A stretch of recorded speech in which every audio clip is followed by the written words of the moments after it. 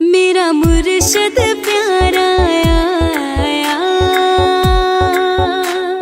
करो जरा अपने आप को, क्योंकि कमियां बारे तो बहुत सोच के दुखी हो गए हैं। बोलो समझते हो कि नहीं? कमियां बारे तो हमेशा सोचते रहते हैं, पर कभी वो भी देखो कि मैनू मेरे रब ने कितना कुछ दिता होया है, मैं ਉਹਦੇ ਵਾਸਤੇ ਸ਼ੁਕਰ ਕਰਾਂ।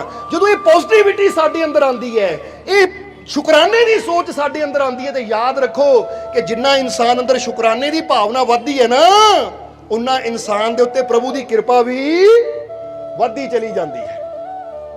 ਜਰਾ ਹੁਣ ਧਿਆਨ ਦੇਣ ਵਾਲੀ ਗੱਲ ਹੈ ਕਿ ਅੱਜ ਇਸ ਭਾਰਤ ਦੇਸ਼ ਦੇ ਅੰਦਰ ਕਿੰਨੇ ਸੰਤ ਗੁਰੂ ਰਹਿਬਰ ਪੀਰ ਫਕੀਰ ਆਏ ਜਿਹੜੇ ਸ਼ੁਕਰਾਨੇ ਬਾਰੇ ਕਹਿ ਗਏ ਕਿ ਸ਼ੁਕਰ ਕਰੋ ਸ਼ੁਕਰ ਕਰੋ। ਅੱਜ ਬੰਦਾ ਸ਼ੁਕਰ ਕਰਨਾ ਭੁੱਲ ਗਿਆ। ਤੇ ਇੱਕ ਬਾਹਰ ਹੈ ਅਮਰੀਕਾ ਵੱਲ, ਉੱਥੇ ਦੇ ਰਾਈਟਰਾਂ ਨੇ ਗ੍ਰੈਟੀਟਿਊਡ ਤੇ ਸ਼ੁਕਰਾਨੇ ਤੇ ਕਿਤਾਬ ਹੀ ਲਿਖ ਦਿੱਤੀ ਕਿ ਗ੍ਰੈਟੀਟਿਊਡ ਕਰਨ ਨਾਲ, ਸ਼ੁਕਰਾਨਾ ਕਰਨ ਨਾਲ ਬੰਦੇ ਨੂੰ ਕੀ ਕੁਝ ਮਿਲ ਸਕਦਾ। ਯਾਨੀ ਸ਼ੁਰੂਆਤ ਇੱਥੇ ਗੁਰੂਆਂ ਨੇ ਕੀਤੀ ਸ਼ੁਕਰਾਨੇ ਦੀ, ਪਰ ਲਾਭ ਕੌਣ ਲੈ ਰਹੇ ਹੈ? ਉਹ ਬਾਹਰ ਬੈਠੇ, ਉਹ ਕਿਤਾਬਾਂ ਲਿਖ ਲਏ ਗ੍ਰੈਟੀਟਿਊਡ ਤੇ। ਜਰਾ ਹੁਣ ਗੌਰ ਕਰਨਾ, ਗ੍ਰੈਟੀਟਿਊਡ ਦਾ ਮਤਲਬ ਹੈ ਆਭਾਰ, ਸ਼ੁਕਰਾਨਾ, ਕਹਿ ਪ੍ਰਭੂ ਤੇਰਾ ਸ਼ੁਕਰ ਹੈ।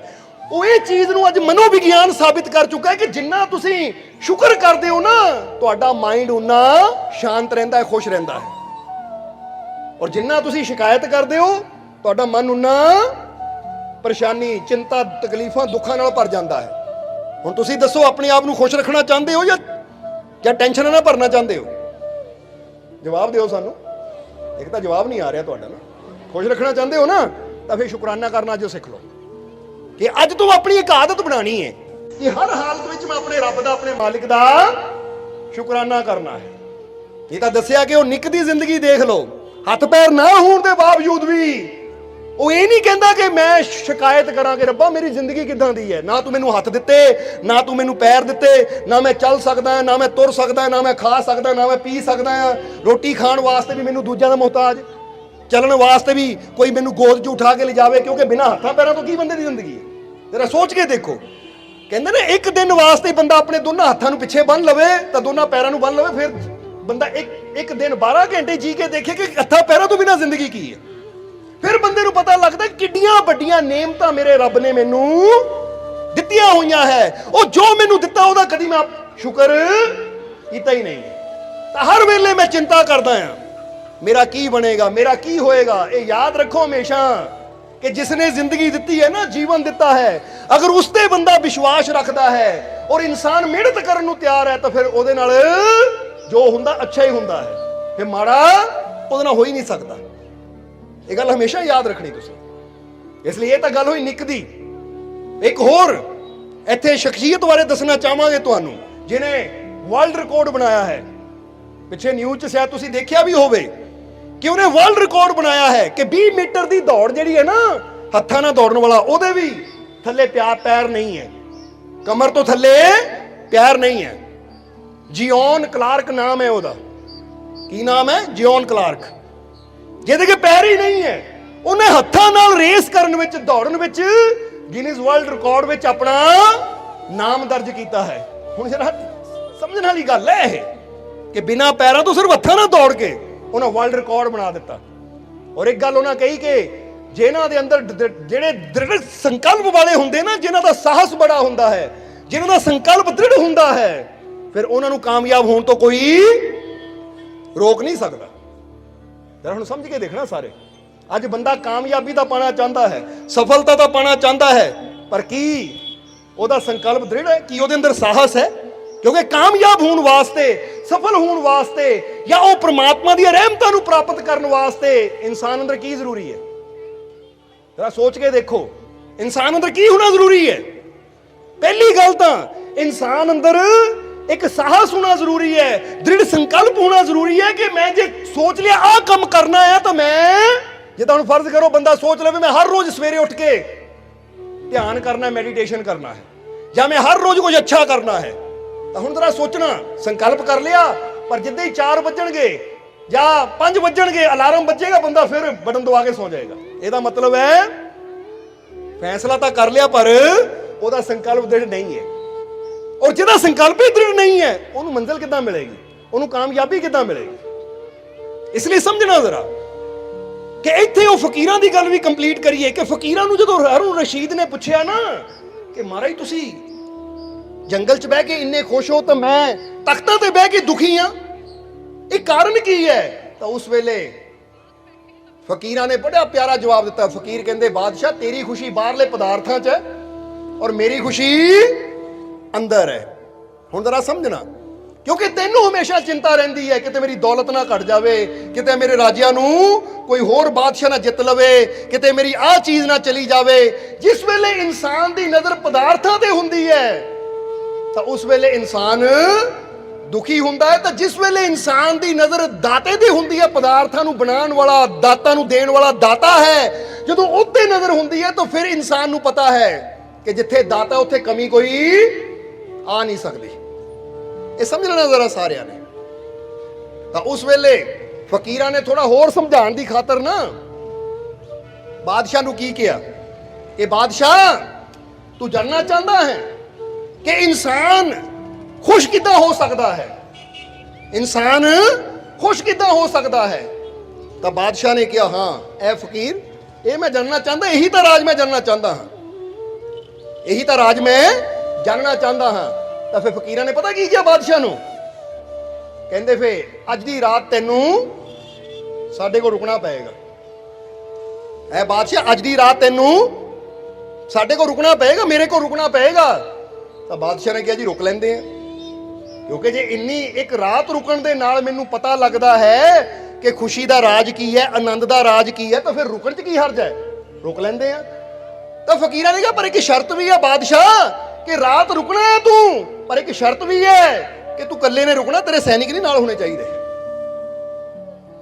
ਸਮਝਣ ਵਾਲੀ ਗੱਲ ਹੈ।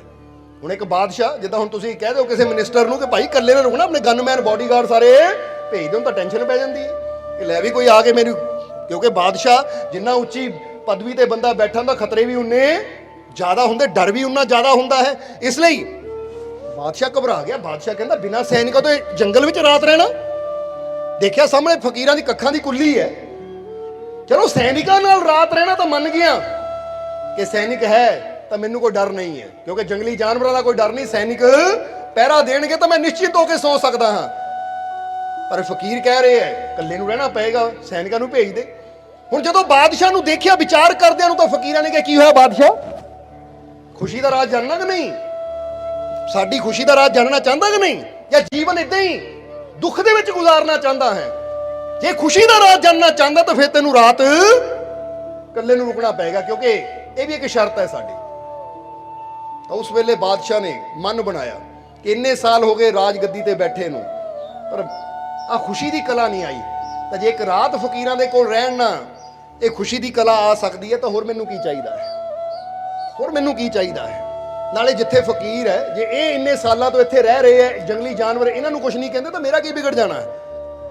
ਕਹਿੰਦੇ ਬਾਦਸ਼ਾਹ ਮੰਨ ਗਿਆ, ਸੈਨਿਕਾਂ ਨੂੰ ਭੇਜ ਦਿੱਤਾ, ਸੈਨਿਕ ਚਲੇ ਗਏ ਵਾਪਸ ਮਹਿਲ ਨੂੰ, ਔਰ ਬਾਦਸ਼ਾਹ ਨੇ ਕਹਿਤਾ ਸਵੇਰੇ ਵਾਪਸ ਆ ਜਾਇਓ। ਔਰ ਰਾਤ ਬਾਦਸ਼ਾਹ ਫਕੀਰਾਂ ਦੇ ਕੋਲ ਰੁਕ ਤਾਂ ਗਿਆ, ਪਰ ਜਿੱਦਾਂ ਜਿੱਦਾਂ ਹਨੇਰਾ ਹੋਣ ਲੱਗਾ ਉਦਾਂ ਤਾਂ ਬਾਦਸ਼ਾਹ ਡਰ ਵੀ ਵੱਧ ਰਿਹਾ ਹੈ। ਸਮਝਣਾ ਜ਼ਰਾ, ਤੁਸੀਂ ਕਦੀ ਸੋਚ ਕੇ ਦੇਖੋ ਕਿ ਆਪਣੇ ਘਰ 'ਚ ਹੀ ਲਾਈਟ ਚਲੀ ਜਾਵੇ ਨਾ, ਘਰ 'ਚ ਬੰਦਾ ਇਕੱਲਾ ਹੋਵੇ ਤਾਂ ਆਪਣੇ ਘਰ 'ਚ ਹੀ ਬੰਦੇ ਨੂੰ ਡਰ ਲੱਗਣ ਲੱਗ ਜਾਂਦਾ ਹੈ ਕਿ ਕੋਈ ਆ ਨਾ ਜਾਵੇ, ਕੋਈ ਹਮਲਾ ਨਾ ਕਰ ਦੇਵੇ। ਉਹ ਤਾਂ ਜੰਗਲ ਹੈ, ਚਾਰੋਂ ਪਾਸੇ ਖੁੰਖਾਰ ਜੰਗਲੀ ਜਾਨਵਰ। ਹੁਣ ਜਿੱਦਾਂ ਜਿੱਦਾਂ ਹਨੇਰਾ ਹੋਣ ਲੱਗਾ ਬਾਦਸ਼ਾਹ ਡਰ ਵੱਧਦਾ ਗਿਆ। ਤਾਂ ਉਸ ਵੇਲੇ ਫਕੀਰਾਂ ਨੇ ਮੁਸਕਰਾ ਕੇ ਕਿਹਾ ਬਾਦਸ਼ਾਹ ਮੇਰੀ ਕੁੱਲੀ ਛੋਟੀ ਹੈ, ਉੱਥੇ ਦੋ ਆਦਮੀਆਂ ਨੂੰ ਜਗ੍ਹਾ ਨਹੀਂ ਹੈ, ਇਦਾਂ ਕਰਦੇ ਅੱਜ ਬਾਹਰ ਹੀ ਸੌਂਦੇ ਆ। ਹੁਣ ਤਾਂ ਬਾਦਸ਼ਾਹ ਨੂੰ ਹੋਰ ਟੈਨਸ਼ਨ ਵੱਧ ਗਈ ਕਿ ਪਹਿਲਾਂ ਤਾਂ ਸੋਚਿਆ ਸੀ ਕੁੱਲੀ ਅੰਦਰ ਜਾਵਾਂਗੇ, ਦਰਵਾਜ਼ਾ ਬੰਦ ਕਰ ਲਵਾਂਗੇ, ਚਲੋ ਇਹ ਸੱਪ ਬਿੱਛੂ ਕੋਈ ਜਾਨਵਰਾਂ ਤੋਂ ਬਚਦਾ ਜਾਵਾਂਗੇ, ਹੁਣ ਇੱਥੇ ਖੁੱਲੇ ਜੀ। ਕਹਿ ਗਏ ਫਕੀਰਾਂ ਨੇ ਉੱਥੇ ਚਾਦਰਾਂ ਵਿਛਾਤੀਆਂ, ਕਹਿੰਦੇ ਅੱਜ ਇੱਥੇ ਹੀ ਸੌਂਦੇ ਆ ਤਾਰਿਆਂ ਦੀ ਛਾਵੇਂ। ਹੁਣ ਕਹਿ ਕੇ ਗੱਲਾਂ ਬਾਤਾਂ ਥੋੜੀ ਦੇਰ ਕੀਤੀਆਂ, ਫਕੀਰ ਲੇਟ ਕੇ ਅੱਖਾਂ ਬੰਦ ਕਰ ਲਈਆਂ ਔਰ ਸੌ ਗਏ। ਫਕੀਰਾਂ ਨੇ ਖਰਾਟੇ ਮਾਰਨੇ ਸ਼ੁਰੂ ਕਰਤੇ, ਯਾਨੀ ਗਹਿਰੀ ਨੀਂਦ 'ਚ ਸੌ ਗਏ। ਪਰ ਬਾਦਸ਼ਾਹ, ਹੁਣ ਜ਼ਰਾ ਸੋਚੋ ਬਾਦਸ਼ਾਹ ਦਾ ਕੀ ਹਾਲ ਹੋਏਗਾ। ਉਹ ਤਾਂ ਲੇਟਿਆ ਹੋਇਆ ਹੈ, ਕਦੀ ਐਵੇਂ ਦੇਖਦਾ, ਕਦੀ ਐਵੇਂ ਦੇਖਦਾ, ਕਦੀ ਇੱਧਰ ਦੇਖਦਾ, ਉੱਠ ਕੇ ਬਹਿ ਜਾਵੇ, ਕਦੀ ਇੱਧਰੋਂ ਕੋਈ ਸੱਪ ਨਾ ਆ ਜਾਵੇ, ਮਾੜੀ ਜਿਹੀ ਝਾੜੀ ਹਿਲਦੀ ਹੈ ਤਾਂ ਡਰ ਜਾਂਦਾ ਕਿਤੇ ਸੱਪ ਨਾ ਨਿਕਲ ਆਵੇ, ਕਿਤੇ ਕੋਈ ਸ਼ੇਰ ਨਾ ਆ ਜਾਵੇ, ਕਿਉਂਕਿ ਜੰਗਲ ਦਾ ਮਾਮਲਾ। ਕਹਿੰਦੇ ਬਾਦਸ਼ਾਹ ਸਾਰੀ ਰਾਤ ਘਬਰਾਉਂਦਾ ਰਿਹਾ, ਡਰਦਾ ਰਿਹਾ, ਚਿੰਤਿਤ, ਇੱਕ ਪਲ ਵੀ ਅੱਖੋਂ ਦੀ ਬੰਦ ਨਹੀਂ ਹੋਈ, ਨੀਂਦ ਨਹੀਂ ਉਹਨੂੰ ਆਈ, ਸਾਰੀ ਰਾਤ ਬੈਠਿਆਂ ਦੀ ਗੁਜ਼ਰ ਗਈ। ਇੱਧਰ ਜਦੋਂ ਅੰਮ੍ਰਿਤ ਵੇਲਾ ਹੋਇਆ, ਸਵੇਰ ਦਾ ਵੇਲਾ ਹੋਇਆ, ਤਾਂ ਫਕੀਰਾਂ ਨੇ ਅੱਖਾਂ ਖੋਲੀਆਂ, ਦੇਖਿਆ ਬਾਦਸ਼ਾਹ ਬੈਠਾ ਹੋਇਆ ਐਂ ਦੇਖ ਰਿਹਾ, ਆਲੇ ਦੁਆਲੇ ਐਨ ਚੁਕੰਨਾ ਜਿਹਾ ਹੋ ਕੇ, ਜਿੱਦਾਂ ਪਤਾ ਨਾ ਬੰਦੇ ਨੂੰ ਖਤਰਾ ਚਾਰੋਂ ਪਾਸੇ ਆ, ਤਾਂ ਹੁਣ ਮੈਂ ਐਦਾਂ ਅੱਖ ਬੰਦ ਕੀਤੀ ਕਿਤੇ ਪਿੱਛੋਂ ਨਾ ਕੋਈ ਆ ਜਾਵੇ, ਕਿਤੇ ਲੈਫਟ ਰਾਈਟ ਸੱਜੇ ਖੱਬੇ ਨਾ ਕੋਈ ਹਮਲਾ ਕਰ ਦੇਵੇ। ਇਸ ਲਈ ਬਾਦਸ਼ਾਹ ਤਾਂ ਪੂਰਾ ਚੌਕਸ ਹੋ ਕੇ ਚਾਰੋਂ ਪਾਸੇ ਦੇਖ ਰਿਹਾ ਹੈ। ਜਦੋਂ ਫਕੀਰਾਂ ਨੇ ਦੇਖਿਆ, ਉਹ ਫਕੀਰ ਕਹਿੰਦੇ ਬਾਦਸ਼ਾਹ ਕੀ ਗੱਲ ਸੁੱਤਾ ਨਹੀਂ, ਉੱਲੂ ਵਾਂਗੂ ਕੀ ਇੱਧਰ ਉੱਧਰ ਦੇਖ ਰਹੀਆਂ ਹੈ? ਉਹ ਬਾਦਸ਼ਾਹ ਕਹਿੰਦਾ ਮਹਾਰਾਜ, ਇੱਕ ਤਾਂ ਜੰਗਲ, ਦੂਜਾ ਤੁਸੀਂ ਆ ਮੈਨੂੰ ਬਾਹਰ ਲਿਟਾ ਦਿੱਤਾ, ਔਰ ਫਿਰ ਮੈਨੂੰ ਪੁੱਛਦੇ ਸੁੱਤਾ ਨਹੀਂ। ਉਹ ਮਹਾਰਾਜ ਸੱਚ ਦੱਸਾਂ, ਸੋਨਾ ਤਾਂ ਦੂਰ, ਮੈਨੂੰ ਤਾਂ ਅੱਖ ਝਮਕਦਿਆਂ ਵੀ ਡਰ ਲੱਗਦਾ ਸੀ ਕਿ ਇੱਧਰ ਮੈਂ ਅੱਖ ਬੰਦ ਕੀਤੀ, ਉੱਧਰ ਕੋਈ ਜਾਨਵਰ ਨਾ ਆ ਕੇ ਹਮਲਾ ਕਰ ਦੇਵੇ। ਸੋ ਮਹਾਰਾਜ ਸਾਰੀ ਰਾਤ ਮੇਰੀ ਡਰਦਿਆਂ ਗੁਜ਼ਰੀ ਹੈ। ਆ ਤੁਸੀਂ ਮੈਨੂੰ ਸੁੱਖ ਦਾ ਰਾਜ ਦੱਸਣਾ ਸੀ ਜਾਂ ਆ ਡਰ ਦਾ ਰਾਜ ਦੱਸਣਾ ਸੀ? ਇੰਨਾ ਨਹੀਂ ਮੈਂ ਕਦੀ ਜ਼ਿੰਦਗੀ 'ਚ ਡਰਿਆ ਜਿੰਨਾ ਆ ਇੱਕ ਰਾਤ 'ਚ ਮੈਨੂੰ ਡਰ ਲੱਗਾ, ਕਿਉਂਕਿ ਹਮੇਸ਼ਾ ਬਾਦਸ਼ਾਹ ਮਹਿਲਾਂ 'ਚ ਹੀ ਸੌਂਦਾ ਸੀ। ਕਹਿੰਦਾ ਪਹਿਲੀ ਵਾਰ ਇਹ ਰਾਤ ਐਡੀ ਲੰਬੀ ਲੱਗੀ ਮੈਨੂੰ ਕਿ ਜਿਹੜੀ ਮੁੱਕਣ 'ਚ ਨਹੀਂ ਆਉਂਦੀ ਸੀ। ਮਾਰੇ ਕਿਦਾਂ ਦੀ ਰਾਤ ਸੀ। ਔਰ ਤੁਸੀਂ, ਮੈਂ ਚੰਗਾ ਤੁਹਾਡੇ ਤੋਂ ਸਵਾਲ ਕੀਤਾ ਕਿ ਤੁਹਾਡੀ ਖੁਸ਼ੀ ਦਾ ਰਾਜ ਕੀ ਹੈ, ਤਾਂ ਤੁਸੀਂ ਔਰ ਖੁਸ਼ੀ ਦਾ ਰਾਜ ਤਾਂ ਕੀ, ਸਾਰੀ ਰਾਤ ਜਿਹੜਾ ਮੇਰਾ ਮਾੜਾ ਮੋਟਾ ਸੁੱਖ ਸੀ, ਖੁਸ਼ੀ ਸੀ, ਉਹ ਵੀ ਖਤਮ ਕਰ ਦਿੱਤੀ। ਉਸ ਲਈ ਫਕੀਰ ਕਹਿੰਦੇ ਬਾਦਸ਼ਾਹ ਏਦਾਂ ਕਰ, ਹੁਣ ਤਾਂ ਅੰਮ੍ਰਿਤ ਵੇਲਾ ਹੋ ਗਿਆ ਔਰ ਤੇਰੇ ਸੈਨਿਕ ਵੀ ਆਉਣ ਵਾਲੇ ਹੈ, ਏਦਾਂ ਕਰੀ ਹੁਣ ਤੈਨੂੰ ਖੁਸ਼ੀ ਦਾ ਰਾਜ ਵੀ ਦੱਸਣਾ ਹੈ, ਪਰ ਐਸੀ ਹੁਣ ਨਹੀਂ ਦੱਸਣਾ, ਸ਼ਾਮ ਨੂੰ ਫੇਰ ਆ ਜਾਏ। ਬਾਦਸ਼ਾਹ ਕਹਿੰਦਾ ਹੁਣ ਕੀ ਕਰਨਾ ਸ਼ਾਮ ਨੂੰ ਮਹਾਰਾਜ, ਆ ਇੱਕ ਰਾਤ ਹੀ ਬੜੀ ਮੁਸ਼ਕਿਲ ਕੱਟੀ ਹੈ, ਹੁਣੇ ਹੀ ਦੱਸ ਦਿਓ। ਕਹਿੰਦੇ ਨਹੀਂ ਬਾਦਸ਼ਾਹ, ਇੱਕ ਵਾਰ ਫਿਰ ਸ਼ਾਮ ਨੂੰ ਤੈਨੂੰ ਆਉਣਾ ਪੈਣਾ, ਫਿਰ ਦੱਸਾਂਗੇ ਤੈਨੂੰ। ਹੁਣ ਹਾरून ਰਸ਼ੀਦ ਨੂੰ ਕਹਿੰਦੇ ਰਾਜ ਚਾਹੀਦਾ ਸੀ, ਇਸ ਲਈ ਉਹਨਾਂ ਫਿਰ ਮੰਨ ਲਿਆ। ਕਹਿੰਦਾ ਠੀਕ ਹੈ ਮਹਾਰਾਜ, ਜੇ ਤੁਸੀਂ ਕਹਿੰਦੇ ਹੋ ਮੈਂ ਆ ਜਾਊਂਗਾ, ਪਰ ਮੈਂ ਪਹਿਲੇ ਹੀ ਦੱਸ ਦੇਵਾਂ ਹੁਣ ਮੈਂ ਰਾਤ ਨਹੀਂ ਰੁਕਣਾ, ਪਹਿਲੇ ਹੀ ਦੱਸ ਦੇਵਾਂ ਆ ਜਾਊਂਗਾ ਮੈਂ, ਪਰ ਰਾਤ ਨਹੀਂ ਮੈਂ ਰੁਕਣਾ। ਉਹ ਕਹਿੰਦੇ ਕੋਈ ਗੱਲ ਨਹੀਂ, ਉਹ ਸ਼ਾਮ ਨੂੰ ਗੱਲ ਕਰਾਂਗੇ, ਰੁਕਣਾ ਹੈ ਜਾਂ ਨਹੀਂ ਰੁਕਣਾ। ਕਹਿੰਦੇ ਹਾरून ਰਸ਼ੀਦ ਬਾਦਸ਼ਾਹ ਚਲਾ ਗਿਆ। ਫਿਰ ਸ਼ਾਮ ਨੂੰ ਜਦੋਂ ਆਇਆ, ਸ਼ਾਮ ਨੂੰ ਆਇਆ, ਫਕੀਰ ਬੈਠੇ ਹੋਏ ਸੀ। ਫਕੀਰ ਕਹਿੰਦੇ ਬਾਦਸ਼ਾਹ ਰਾਜ ਜਾਨਣਾ ਚਾਹੁੰਦਾ ਸਾਡੀ ਖੁਸ਼ੀ ਦਾ? ਕਹਿੰਦਾ ਜੀ ਹਾਂ। ਕਹਿੰਦੇ ਫਿਰ ਅੱਜ ਵੀ ਰੁਕ ਲੈ। ਕਹਿੰਦਾ ਮਹਾਰਾਜ ਅੱਜ ਨਹੀਂ ਮੈਂ ਰੁਕਦਾ, ਕਿਉਂਕਿ ਕੱਲ ਦੀ ਅੱਜ ਦੀ ਪਿਛਲੀ ਰਾਤ ਇਹੀ ਬੜੀ ਔਖੀ ਗੁਜ਼ਰੀ, ਅੱਜ ਨਹੀਂ ਮੈਂ ਰੁਕਦਾ। ਉਹ ਕਹਿੰਦੇ ਅੱਜ ਇੱਕ ਸ਼ਰਤ ਹੋਰ ਹੈ, ਅੱਜ ਤੇਰੇ ਸੈਨਿਕ ਵੀ ਰੁਕਣਗੇ, ਅੱਜ ਤੇਰੇ ਸੈਨਿਕ ਵੀ ਰੁਕਣਗੇ। ਜਦੋਂ ਬਾਦਸ਼ਾਹ ਨੇ ਸੁਣਿਆ ਸੈਨਿਕ ਰੁਕਣਗੇ, ਕਹਿੰਦਾ ਫਿਰ ਠੀਕ ਹੈ, ਫਿਰ ਮੈਂ ਰੁਕ ਸਕਦਾ ਹਾਂ, ਫਿਰ ਮੈਂ ਰੁਕ ਸਕਦਾ ਹਾਂ। ਫਕੀਰ ਕਹਿੰਦੇ ਬਸ ਫਿਰ ਅੱਜ ਰੁਕ ਲੈ, ਸਵੇਰੇ ਤੈਨੂੰ ਜਵਾਬ ਮਿਲ ਜਾਏਗਾ। ਹੁਣ ਬਾਦਸ਼ਾਹ ਨੇ ਸੈਨਿਕਾਂ ਨੂੰ ਕਿਹਾ ਦੇਖੋ ਬਈ, ਆ ਸਾਰੀ ਰਾਤ ਬੜੀ ਔਖੀ ਗੁਜ਼ਰੀ, ਸੁੱਤਾ ਨਹੀਂ ਮੈਂ, ਆ ਦਿਨ ਨੂੰ ਵੀ ਮੈਂ ਕੰਮ ਕਰਦਾ ਰਿਹਾ, ਯਾਨੀ ਆ ਰਾਜਪਾਟ ਦੀਆਂ ਜੋ ਚੀਜ਼ਾਂ ਸੀ ਉਹ ਸੰਭਾਲਦਾ ਰਿਹਾ, ਫੈਸਲੇ ਕਰਦਾ ਰਿਹਾ, ਇਸ ਲਈ ਅੱਜ ਮੈਂ ਗੂੜੀ ਨੀਂਦ ਸੋਣਾ, ਸੋ ਚੁਕੰਨੇ ਰਹਿਣਾ ਤੁਸੀਂ। ਸੈਨਿਕਾਂ ਨੂੰ ਹੁਕਮ ਦੇ ਕੇ ਏਦਾਂ ਚੱਕਰ ਬਣਾ ਕੇ ਖੜੇ ਕਰਤੇ, ਯਾਨੀ ਪਹਿਰੇਦਾਰ ਤਲਵਾਰਾਂ ਲੈ ਕੇ ਖੜ ਗਏ। ਹੁਣ ਜਦੋਂ ਬਾਦਸ਼ਾਹ ਨੇ ਦੇਖਿਆ ਕਿ ਸੈਨਿਕ ਤਲਵਾਰਾਂ ਲੈ ਕੇ ਖੜੇ ਐ, ਅੱਜ ਫਕੀਰਾਂ ਨੇ ਚਾਦਰ ਵਿਛਾਈ, ਫਕੀਰ ਵੀ ਸੌ ਗਏ, ਤਾਂ ਬਾਦਸ਼ਾਹ ਨੇ ਚਾਦਰ ਵਿਛਾਈ, ਬਾਦਸ਼ਾਹ ਵੀ ਕਹਿ ਦਿਓ ਹੁਣ ਸੌ ਗਿਆ। ਕਿਉਂ ਸੌ ਗਿਆ ਭਲਾ? ਕਿਉਂਕਿ ਉਹਨੂੰ ਪਤਾ ਸੀ ਮੇਰੇ ਸੈਨਿਕ ਮੇਰੀ ਰੱਖਿਆ ਵਾਸਤੇ ਖੜੇ ਐ। ਸਮਝਦੇ ਹੋ ਕਿ ਨਹੀਂ? ਹੁਣ ਕਿਹਾ ਜਾਂਦਾ ਹੈ ਕਿ ਸਵੇਰ ਹੋਈ, ਫਿਰ ਫਕੀਰ ਉੱਠੇ, ਪਰ ਬਾਦਸ਼ਾਹ ਘੂਕ ਨੀਂਦ ਵਿੱਚ ਸੁੱਤਾ ਹੋਇਆ ਸੀ। ਇੱਕ ਤਾਂ ਪਿਛਲੀ ਰਾਤ ਦੀ ਨੀਂਦ ਪੂਰੀ ਕਰ ਰਿਹਾ ਸੀ, ਪਰ ਹੁਣ ਸੈਨਿਕਾਂ ਕਰਕੇ, ਔਰ ਸੈਨਿਕ ਹਾਲੇ ਵੀ ਪਹਿਰਾ ਦੇ ਰਹੇ ਆ, ਖੜੇ ਆ। ਤਾਂ ਫਕੀਰਾਂ ਨੇ ਬਾਦਸ਼ਾਹ ਨੂੰ ਹਿਲਾਇਆ। ਜਦੋਂ ਬਾਦਸ਼ਾਹ ਨੂੰ ਹਿਲਾਇਆ ਤਾਂ ਬਾਦਸ਼ਾਹ ਨੇ ਅੱਖਾਂ ਖੋਲੀਆਂ। ਫਕੀਰ ਕਹਿੰਦੇ ਉੱਠ ਬਾਦਸ਼ਾਹ, ਸਵੇਰ ਹੋ ਗਈ ਹੈ, ਉੱਠ ਜਾ। ਕਹਿੰਦਾ ਮਹਾਰਾਜ ਹੋਰ ਸੌਣ ਦਿਓ, ਮਸੀ ਤਾਂ ਨੀਂਦ ਪੂਰੀ ਹੋਣੀ ਆ। ਕਹਿੰਦੇ ਉੱਠ ਜਾ, ਇਹ ਕੋਈ ਤੇਰਾ ਮਹਿਲ ਨਹੀਂ ਹੈ, ਫਕੀਰਾਂ ਦਾ ਦਰ ਹੈ, ਉੱਠ। ਹੁਣ ਬਾਦਸ਼ਾਹ ਨੇ ਅੱਖਾਂ ਮਲਦੇ ਉੱਠ ਕੇ ਬੈਠ ਗਿਆ। ਜਦੋਂ ਬੈਠਿਆ, ਫਕੀਰ ਕਹਿੰਦੇ ਬਾਦਸ਼ਾਹ ਇਹ ਦੱਸ ਰਾਤੀ ਨੀਂਦ ਕਿੱਦਾਂ ਦੀ ਆਈ? ਕਹਿੰਦਾ ਮਹਾਰਾਜ ਸੱਚੀ ਦੱਸਾਂ, ਗੁਲਾਬਾਂ ਦੀਆਂ ਸੇਜਾਂ ਤੇ ਉਨੀ ਵਧੀਆ ਨੀਂਦ ਨਹੀਂ ਆਈ ਜਿੰਨੀ ਇੱਥੇ ਆਈ, ਕਿਉਂਕਿ ਅਨੀਂਦਾ ਸੀ ਮੈਂ, ਪੈਂਦੇ ਅੱਖਾਂ ਲੱਗ ਗਈ, ਬੜੀ ਗੂੜੀ ਨੀਂਦ ਆਈ। ਕਹਿੰਦੇ ਮਜ਼ੇਦਾਰ ਨੀਂਦ ਆਈ, ਅੱਛੀ ਨੀਂਦ ਆਈ, ਖੁਸ਼ੀ ਦੀ ਨੀਂਦ ਆਈ? ਕਹਿੰਦਾ ਜੀ ਬਹੁਤ ਬਹੁਤ ਵਧੀਆ ਨੀਂਦ ਆਈ। ਕਹਿੰਦੇ ਖੁਸ਼ ਹਾਂ? ਕਹਿੰਦੇ ਅੱਜ ਤਾਂ ਮੈਂ ਖੁਸ਼ ਹਾਂ, ਕਿਉਂਕਿ ਅੱਜ ਨੀਂਦ ਅੱਛੀ ਆ ਗਈ। ਤਾਂ ਹੁਣ ਫਕੀਰ ਕਹਿੰਦੇ ਉੱਠ ਫਿਰ ਹੱਥ ਮੂੰਹ ਧੋ, ਤੇਰੇ ਜਾਣ ਦਾ ਟਾਈਮ ਵੀ ਹੋ ਗਿਆ, ਸਮਾਂ ਵੀ ਹੋ ਗਿਆ ਹੈ। ਉਹ ਬਾਦਸ਼ਾਹ ਕਹਿੰਦਾ ਮਹਾਰਾਜ ਹੁਣ 2 ਰਾਤਾਂ ਰੱਖ ਲਈਆਂ, ਰਾਜ ਤਾਂ ਦੱਸ ਦਿਓ ਮੈਨੂੰ, ਤੁਹਾਡੀ ਖੁਸ਼ੀ ਦਾ ਰਾਜ ਕੀ ਹੈ? ਕਹਿੰਦੇ ਬਾਦਸ਼ਾਹ ਹਾਲੇ ਤੱਕ ਤੂੰ ਸਮਝਿਆ ਨਹੀਂ ਸਾਡੀ ਖੁਸ਼ੀ ਦਾ ਰਾਜ, ਤੈਨੂੰ ਸਮਝਾ ਤਾਂ ਦਿੱਤਾ ਸੀ। ਕਹਿੰਦਾ ਮਹਾਰਾਜ ਤੁਸੀਂ ਕਦੋਂ ਸਮਝਾਇਆ? ਕਹਿੰਦੇ ਤੈਨੂੰ ਸਮਝਾਇਆ ਤਾਂ ਹੈ, ਪਰ ਹਾਲੇ ਤੈਨੂੰ ਸ਼ਾਇਦ ਸਮਝ ਨਹੀਂ ਆਇਆ, ਸੋ ਐਸੀ ਤੈਨੂੰ ਦੱਸ ਦਈਏ ਬਾਦਸ਼ਾਹ ਕਿ ਤੂੰ ਸਾਨੂੰ ਪੁੱਛ ਰਿਹਾ ਕਿ ਤੁਸੀਂ ਜੰਗਲ 'ਚ ਰਹਿ ਕੇ ਇੰਨੇ ਖੁਸ਼ ਕਿੱਦਾਂ ਹੋ, ਇੰਨੇ ਆਨੰਦ ਨਾਲ ਭਰਪੂਰ ਕਿੱਦਾਂ ਹੋ। ਮੈਂ ਮਹਿਲਾਂ ਤਖਤਾਂ ਤੇ ਬੈਠ ਕੇ ਵੀ, ਮਹਿਲਾਂ 'ਚ ਰਹਿ ਕੇ ਵੀ ਦੁਖੀ ਕਿਉਂ ਆ? ਕਹਿੰਦੇ ਹਾਲੇ ਤੱਕ ਸਮਝਿਆ ਨਹੀਂ ਤੂੰ। ਉਹ ਬਾਦਸ਼ਾਹ ਕੱਲ ਦੀ ਰਾਤ ਜਿਹੜੀ ਗੁਜ਼ਰੀ ਸੀ ਤੇਰੀ ਕਿੱਦਾਂ ਦੀ ਗੁਜ਼ਰੀ ਸੀ? ਜਾਗਦਿਆਂ, ਦੁੱਖ ਵਿੱਚ, ਚਿੰਤਾ ਵਿੱਚ, ਪਰੇਸ਼ਾਨੀ ਵਿੱਚ। ਔਰ ਅੱਜ ਦੀ ਰਾਤ ਕਿੱਦਾਂ ਗੁਜ਼ਰੀ? ਸ਼ਾਂਤੀ ਨਾਲ, ਆਨੰਦ ਨਾਲ, ਖੁਸ਼ੀ ਨਾਲ, ਭੂਖ ਨੀਂਦ ਵਿੱਚ। ਔਰ ਅੱਜ ਦੀ ਰਾਤ ਔਰ ਕੱਲ ਦੀ ਰਾਤ 'ਚ ਫਰਕ ਕੀ ਸੀ? ਕੱਲ ਤੂੰ ਸੋ ਨਹੀਂ ਪਾਇਆ ਕਿਉਂਕਿ ਕੱਲ ਤੇਰੇ ਸੈਨਿਕ ਤੇਰੇ ਨਾਲ ਨਹੀਂ ਸੀ। ਅੱਜ ਤੂੰ ਸੌਂ ਗਿਆ ਕਿਉਂਕਿ ਤੈਨੂੰ ਵਿਸ਼ਵਾਸ ਸੀ ਕਿ ਤੇਰੇ ਰਕਸ਼ਕ, ਤੇਰੇ ਸੈਨਿਕ ਤੇਰੇ ਨਾਲ ਹੈ। ਐ ਬਾਦਸ਼ਾਹ, ਜਿੱਦਾਂ ਕੱਲ ਦੀ ਰਾਤ ਤੇਰੀ ਔਖੀ ਲੰਘੀ ਕਿਉਂਕਿ ਤੈਨੂੰ ਲੱਗਦਾ ਸੀ ਮੇਰੀ ਰੱਖਿਆ ਕਰਨ ਵਾਲੇ ਸੈਨਿਕ ਮੇਰੇ ਨਾਲ ਨਹੀਂ ਹੈ, ਅੱਜ ਦੀ ਰਾਤ ਤੇਰੀ ਸੌਖੀ ਲੰਘੀ ਕਿਉਂਕਿ ਤੈਨੂੰ ਲੱਗਦਾ ਹੈ ਕਿ ਮੇਰੀ ਰੱਖਿਆ ਕਰਨ ਵਾਲੇ ਮੇਰੇ ਸੈਨਿਕ ਮੇਰੇ ਨਾਲ ਹੈ। ਇਸੇ ਤਰ੍ਹਾਂ ਸਾਡੀ ਖੁਸ਼ੀ ਦਾ ਰਾਜ ਵੀ ਇਹ ਬਾਦਸ਼ਾਹ ਇਹੀ ਹੈ ਕਿਉਂਕਿ ਸਾਨੂੰ ਵੀ ਹਰ ਪਲ ਲੱਗਦਾ ਹੈ ਕਿ ਮੇਰਾ ਰਾਖਾ, ਮੇਰਾ ਰੱਬ ਹਰ ਵੇਲੇ ਮੇਰੇ ਨਾਲ ਹੈ ਔਰ ਇਹੀ ਮੇਰੀ ਖੁਸ਼ੀ ਦਾ ਰਾਜ ਹੈ। ਤੂੰ ਆਪਣਾ ਰਕਸ਼ਕ ਇਹਨਾਂ ਸੈਨਿਕਾਂ ਨੂੰ ਮੰਨਦਾ ਹੈ, ਇਸ ਲਈ ਇਹਨਾਂ ਦੇ ਸਿਰ ਤੇ ਬੇਫਿਕਰ ਹੋ ਕੇ ਸੌਂ ਗਿਆ। ਤਾਂ ਮੈਂ ਆਪਣਾ ਰਕਸ਼ਕ ਆਪਣੇ ਦਾਤਾ ਨੂੰ ਮੰਨਦਾ, ਆਪਣੇ ਮਾਲਿਕ ਨੂੰ, ਪਰਮਾਤਮਾ ਪ੍ਰਭੂ ਨੂੰ ਮੰਨਦਾ ਹੈ। ਇਸ ਲਈ ਮੈਂ ਜਿੱਥੇ ਵੀ ਰਹਿੰਦਾ ਹੈ ਉਹਦੇ ਸਿਰ ਤੇ ਆਨੰਦ ਵਿੱਚ ਰਹਿੰਦਾ, ਖੁਸ਼ੀ 'ਚ ਰਹਿੰਦਾ। ਰਾਜਾ, ਤੇਰੀ ਖੁਸ਼ੀ ਛੋਟੀ ਕਿਉਂ ਹੈ? ਕਿਉਂਕਿ ਤੂੰ ਆਪਣੀ ਖੁਸ਼ੀ ਦਾ ਜ਼ਰੀਆ ਇਨਸਾਨਾਂ ਨੂੰ, ਇਹਨਾਂ ਸੈਨਿਕਾਂ ਨੂੰ ਬਣਾਇਆ ਕਿ ਸੈਨਿਕ ਮੇਰੀ ਰੱਖਿਆ ਕਰਨਗੇ। ਪਰ ਗੁਰੂ ਰਹਿਬਰ ਕੀ ਕਹਿੰਦੇ ਆ? ਉਹਨਾਂ ਨੇ ਕਿਹਨੂੰ ਰਾਖਾ ਬਣਾਇਆ? ਕਿ ਤੂੰ ਮੇਰਾ ਰਾਖਾ ਸਭ ਨਹੀਂ ਥਾਈ। ਉਹਨਾਂ ਨੇ ਕਿਹਦੇ ਵੱਲ ਇਸ਼ਾਰਾ ਕੀਤਾ? ਕਿਸੇ ਬੰਦੇ ਵੱਲ ਨਹੀਂ ਕੀਤਾ। ਉਹਨਾਂ ਨੇ ਇਸ਼ਾਰਾ ਕੀਤਾ ਆਪਣੇ ਉਹ ਸੱਚੇ ਰੱਬ ਦੀ ਤਰਫ, ਆਪਣੇ ਮਾਲਿਕ ਦੀ ਤਰਫ, ਪ੍ਰਭੂ ਦੀ ਤਰਫ। ਕਿਉਂਕਿ ਜਿਹਨੂੰ ਉੱਤੇ ਵਿਸ਼ਵਾਸ ਹੈ ਕਿ ਉਹ ਹਰ ਜਗ੍ਹਾ ਮੇਰੀ ਰੱਖਿਆ ਕਰਨ ਵਾਲਾ ਹੈ, ਉਹ ਹਰ ਜਗ੍ਹਾ ਮੇਰੇ ਨਾਲ ਹੈ, ਉਹ ਹਰ ਜਗ੍ਹਾ ਮੈਨੂੰ ਖੁਸ਼ੀਆਂ ਦੇਣ ਵਾਲਾ ਹੈ, ਮੈਨੂੰ ਕਾਮਯਾਬੀ ਦੇਣ ਵਾਲਾ ਹੈ। ਜਿਹੜਾ ਆਪਣੇ ਰੱਬ ਤੇ ਭਰੋਸਾ ਕਰਦਾ ਉਹ ਹਰ ਜਗ੍ਹਾ ਖੁਸ਼ ਰਹਿੰਦਾ ਹੈ। ਕਿਉਂਕਿ ਬੰਦਾ ਬੰਦੇ ਤੋਂ ਦੂਰ ਹੋ ਸਕਦਾ ਹੈ ਪਰ ਰੱਬ ਬੰਦੇ ਤੋਂ ਕਦੀ ਦੂਰ ਨਹੀਂ ਹੋ ਸਕਦਾ। ਔਰ ਯਾਦ ਰੱਖਣਾ ਇਹ ਗੱਲ ਹਮੇਸ਼ਾ ਕਿ ਤੁਸੀਂ ਵਿਸ਼ਵਾਸ ਕਿਤੇ ਕਰਦੇ ਹੋ ਉਹਦੇ ਨਾਲ ਹੀ ਤੁਹਾਡੀਆਂ ਖੁਸ਼ੀਆਂ ਜੁੜੀਆਂ ਹੋਈਆਂ ਹੈ। ਜਦੋਂ ਇਨਸਾਨ ਆਪਣੇ ਮਾਲਿਕ ਤੇ ਵਿਸ਼ਵਾਸ ਕਰਨਾ ਸ਼ੁਰੂ ਕਰ ਦਿੰਦਾ ਹੈ, ਕਿਉਂਕਿ ਫਕੀਰਾਂ ਨੇ ਕੀ ਕਿਹਾ ਬਾਦਸ਼ਾਹ ਨੂੰ ਕਿ ਤੂੰ ਇਹਨਾਂ ਸੈਨਿਕਾਂ ਦੇ ਸਿਰ ਤੇ, ਕਿ ਮੇਰੀ ਰੱਖਿਆ ਕਰਨ ਵਾਲੇ ਸੈਨਿਕ ਹੈ, ਤਾਂ ਤੂੰ ਆਰਾਮ ਨਾਲ ਸੌਂ ਗਿਆ। ਇਹ ਬਾਦਸ਼ਾਹ, ਜਿੱਦਾਂ ਤੈਨੂੰ ਇਹ ਸੈਨਿਕਾਂ ਦੇ ਭਰੋਸਾ ਹੈ ਨਾ ਕਿ ਇਹ ਮੇਰੀ ਰੱਖਿਆ ਕਰਨਗੇ, ਏਦਾਂ ਮੈਨੂੰ ਆਪਣੇ ਉਹ ਰੱਬ ਤੇ ਭਰੋਸਾ ਹੈ। ਬੋਲੋ, ਸਮਝਦੇ ਹੋ ਕਿ ਨਹੀਂ? ਮੈਨੂੰ ਆਪਣੇ ਮਾਲਿਕ ਤੇ ਭਰੋਸਾ ਹੈ ਕਿ ਉਹ ਮੇਰੀ ਹਰ ਜਗ੍ਹਾ ਰੱਖਿਆ ਕਰੇਗਾ।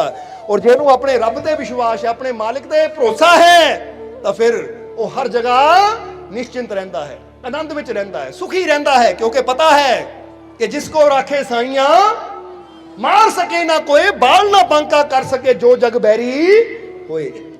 ਇਸ ਲਈ ਸਾਡੇ ਅੰਦਰ ਇਹ ਭਾਵਨਾ ਹੋਣੀ ਚਾਹੀਦੀ ਹੈ ਕਿ ਆਪਣੇ ਮਾਲਿਕ ਤੇ, ਆਪਣੇ ਪ੍ਰਭੂ ਤੇ ਸਾਨੂੰ ਵਿਸ਼ਵਾਸ ਹੋਣਾ ਚਾਹੀਦਾ ਹੈ।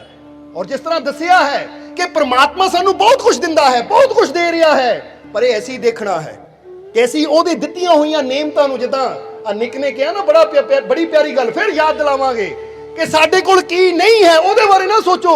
ਉਹਦੇ ਬਾਰੇ ਸੋਚੋਗੇ ਦੁਖੀ ਹੋਵੋਗੇ। ਸਾਡੇ ਕੋਲ ਜੋ ਹੈ ਉਹਦੇ ਨਾਲ ਮੈਂ ਅੱਛਾ ਕੀ ਕਰ ਸਕਦਾ, ਉਹ ਕੋਸ਼ਿਸ਼ ਕਰੀਏ। ਬੋਲੋ, ਸਮਝਦੇ ਹੋ ਕਿ ਨਹੀਂ? ਹੁਣ ਤੁਸੀਂ ਸੋਚੋਗੇ ਮੇਰੇ ਕੋਲ ਕੀ ਹੈ, ਮੈਂ ਉਹਦੇ ਨਾਲ ਅੱਛਾ ਕੀ ਕਰ ਸਕਦਾ। ਜਰਾ ਸਮਝਣਾ ਸਾਰਿਆਂ ਨੇ।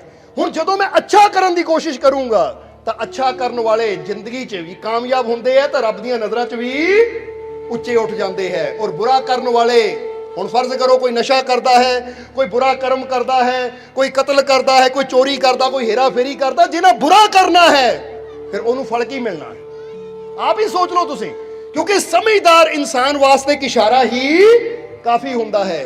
ਇਸ ਲਈ ਇਹ ਗੱਲ ਹਮੇਸ਼ਾ ਆਪਣੇ ਦਿਲੋਂ ਦਿਮਾਗ 'ਚ ਯਾਦ ਰੱਖਣੀ ਤੇ ਅਸੀਂ ਉਹ ਰੱਬ ਦੀਆਂ ਰਹਿਮਤਾਂ ਨੂੰ ਪਾਣਾ ਹੈ, ਉਹਦੀਆਂ ਕਿਰਪਾਵਾਂ ਨੂੰ ਪਾਣਾ ਹੈ, ਜਾਂ ਜੀਵਨ 'ਚ ਕਾਮਯਾਬ ਹੋਣਾ ਹੈ, ਤਾਂ ਫਿਰ ਸਾਨੂੰ ਅੱਜ ਤੋਂ ਹੀ ਆਪਣੇ ਮਾਲਿਕ ਤੇ ਵਿਸ਼ਵਾਸ ਦੀ ਸ਼ੁਰੂਆਤ ਕਰਨੀ ਪਏਗੀ। ਬੋਲੋ, ਸਮਝਦੇ ਹੋ ਕਿ ਨਹੀਂ? ਔਰ ਜਿਸ ਤਰ੍ਹਾਂ ਅਸੀਂ ਦੱਸਿਆ ਕਿ ਜਦ ਉਹ ਇਨਸਾਨ ਜਿਹਦੇ ਪੈਰ ਨਹੀਂ ਹੈ, ਹੱਥ ਹੀ ਹੈ, ਉਹ ਵਿਜੇਤਾ ਹੋ ਸਕਦਾ ਹੈ, ਤਾਂ ਤੁਸੀਂ ਕਿਉਂ ਨਹੀਂ ਵਿਨਰ ਹੋ ਸਕਦੇ? ਤੁਸੀਂ ਕਿਉਂ ਨਹੀਂ ਵਿਜੇਤਾ ਹੋ ਸਕਦੇ? ਬਸ ਅੰਦਰ ਇੱਕ ਸਾਹਸ ਹੋਣਾ ਚਾਹੀਦਾ, ਇੱਕ ਕਰਨ ਦੀ ਭਾਵਨਾ ਹੋਣੀ ਚਾਹੀਦੀ ਹੈ। ਤਾਂ ਹੀ ਤਾਂ ਕਿਹਾ ਜਾਂਦਾ ਕਿ ਜਿਹੜਾ ਦੂਜੇ ਨੂੰ ਬਲੇਮ ਦਿੰਦਾ ਹੈ ਨਾ, ਹੁਣ ਕਈ ਵਾਰ ਇਨਸਾਨ ਕਹਿੰਦਾ ਓਏ ਤੂੰ ਕੰਮ ਕਿਉਂ ਨਹੀਂ ਕਰਦਾ, ਲੈ ਉਹਦੀ ਵਜ੍ਹਾ ਨਾਲ ਕੰਮ ਨਹੀਂ ਕਰਦਾ, ਉਹਦੀ ਵਜ੍ਹਾ ਨਾਲ। ਉਹ ਹਮੇਸ਼ਾ ਦੂਜੇ ਨੂੰ ਹੀ ਦੋਸ਼ ਦਿੰਦਾ ਰਹਿੰਦਾ ਹੈ। ਕਦੀ ਕਿਸਮਤ ਨੂੰ ਦੋਸ਼ ਦੇਗਾ ਕਿ ਮੇਰੀ ਕਿਸਮਤ ਹੀ ਖਰਾਬ ਹੈ, ਕਦੀ ਮਾਤਾ ਪਿਤਾ ਨੂੰ ਦੋਸ਼ ਦੇਗਾ ਕਿ ਮੇਰੇ ਮਾਤਾ ਪਿਤਾ ਨੇ ਮੈਨੂੰ ਪੜ੍ਹਾਇਆ ਨਹੀਂ, ਕਦੀ ਕਿਸੇ ਨੂੰ ਦੋਸ਼ ਦੇਗਾ ਕਿ ਮੇਰੇ ਯਾਰ ਦੋਸਤ ਇਦਾਂ ਦੇ ਹੈ, ਕਦੀ ਕਿਸੇ ਨੂੰ ਦੋਸ਼ ਦੇਗਾ। ਯਾਨੀ ਹਮੇਸ਼ਾ ਦੂਜਿਆਂ ਨੂੰ ਦੋਸ਼ ਦੇਣ ਵਾਲਾ, ਦੂਜਿਆਂ ਨੂੰ ਬਲੇਮ ਕਰਨ ਵਾਲਾ ਜੀਵਨ 'ਚ ਕਦੀ ਕਾਮਯਾਬ ਨਹੀਂ ਹੋ ਸਕਦਾ। ਇਹ ਗੱਲ ਯਾਦ ਰੱਖਣਾ ਹਮੇਸ਼ਾ। ਇਸ ਲਈ ਕਾਮਯਾਬ ਇਨਸਾਨ ਕਿਹੜਾ ਹੁੰਦਾ ਹੈ? ਜਿਹੜਾ ਦੂਜੇ ਨੂੰ ਬਲੇਮ ਦੇਣ ਦੀ ਬਜਾਏ ਇਹ ਦੇਖਦਾ ਕਿ ਮੇਰੇ ਅੰਦਰ ਕਮੀ ਕੀ ਹੈ, ਆਪਣੀ ਕਮੀ ਦਾ ਸੁਧਾਰ ਕਰਾਂ ਤਾਂ ਕਿ ਮੈਂ ਜੀਵਨ 'ਚ ਅੱਗੇ ਵੱਧ ਸਕਾਂ। ਸੋ ਅੱਗੇ ਵਧਣਾ ਚਾਹੁੰਦੇ ਹੋ ਨਾ ਤੁਸੀਂ? ਬੋਲੋ ਸਮਝਦੇ ਹੋ ਕਿ ਨਹੀਂ? ਔਰ ਰੱਬ ਦੀਆਂ ਰਹਿਮਤਾਂ ਤੱਕ ਪਹੁੰਚਣਾ ਚਾਹੁੰਦੇ ਹੋ ਨਾ, ਤਾਂ ਆਪਣੇ ਜੀਵਨ ਦੀ ਅਹਿਮੀਅਤ ਨੂੰ ਸਮਝੋ, ਆਪਣੇ ਜੀਵਨ ਦੀ ਕੀਮਤ ਨੂੰ ਸਮਝੋ। ਕਦੀ ਵੀ ਆਪਣੇ ਆਪ ਨੂੰ ਘੱਟ ਨਾ ਸਮਝੋ। ਘੱਟ ਸਮਝਣ ਦਾ ਮਤਲਬ ਹੈ ਕਦੀ ਆਪਣੇ ਆਪ ਦੀ ਨਿੰਦਿਆ ਨਾ ਕਰੋ ਕਿ ਮੇਰੇ ਤੋਂ ਨਹੀਂ ਹੋਣਾ। ਜਿੱਦਾਂ ਫਰਜ਼ ਕਰੋ ਕਈਆਂ ਨੂੰ ਕੋਈ ਦੁੱਖ, ਕੋਈ ਬਿਮਾਰੀ ਲੱਗ ਜਾਂਦੀ ਹੈ ਤਾਂ ਬੰਦਾ ਉੱਥੇ ਨਿਰਾਸ਼ ਹੋ ਕੇ ਬਹਿ ਜਾਂਦਾ ਕਿ ਮੇਰਾ ਦੁੱਖ ਦੂਰ ਨਹੀਂ ਹੋਣਾ। ਜਾਂ ਕਈ ਵਾਰ ਬੰਦੇ ਦੇ ਸਾਹਮਣੇ ਕੋਈ ਪ੍ਰੋਬਲਮ ਆ ਜਾਂਦੀ ਹੈ ਤਾਂ ਬੰਦਾ ਉੱਥੇ ਨਿਰਾਸ਼ ਹੋ ਕੇ ਬਹਿ ਜਾਂਦਾ ਹੈ ਕਿ ਮੇਰੀ ਇਹ ਪ੍ਰੋਬਲਮ ਪਤਾ ਨਹੀਂ ਦੂਰ ਹੋਣੀ ਹੈ ਜਾਂ ਨਹੀਂ ਹੋਣੀ। ਹੁਣ ਜਦੋਂ ਅਸੀਂ ਇਦਾਂ ਦੀਆਂ ਸੋਚਾਂ ਆਪਣੇ ਅੰਦਰ ਰੱਖਦੇ ਆ ਨਾ, ਇੱਥੇ ਤੁਹਾਨੂੰ ਆ 2-3 ਚੀਜ਼ਾਂ ਕਵਾਂਗੇ ਕਿ ਅਗਰ ਇਹਨਾਂ ਨੂੰ ਤੁਸੀਂ ਸਮਝ ਲਵੋਗੇ ਜ਼ਿੰਦਗੀ 'ਚ ਕਾਮਯਾਬੀ ਜ਼ਰੂਰ ਮਿਲੇਗੀ। ਪਹਿਲੀ ਚੀਜ਼ ਕਿਹੜੀ ਸਮਝਣੀ ਹੈ ਕਿ ਥਿੰਕ ਬਿਗ, ਔਰ ਦੂਜੀ ਹੈ ਥਿੰਕ ਗੁੱਡ। ਬੜਾ ਸੋਚੋ ਔਰ ਅੱਛਾ ਸੋਚੋ। ਸਮਝਦੇ ਹੋ ਕਿ ਨਹੀਂ? ਔਰ ਅਗਲੀ ਚੀਜ਼ ਕੀ ਹੈ ਕਿ ਹਮੇਸ਼ਾ ਯਾਦ ਰੱਖਣਾ ਹੈ ਕਿ ਜਦੋਂ ਬੜਾ ਸੋਚਾਂਗੇ, ਅੱਛਾ ਸੋਚਾਂਗੇ ਤਾਂ ਜੀਵਨ 'ਚ ਹੋਏਗਾ ਵੀ ਅੱਛਾ ਔਰ ਮਿਲੇਗਾ ਵੀ ਬੜਾ ਫਲ।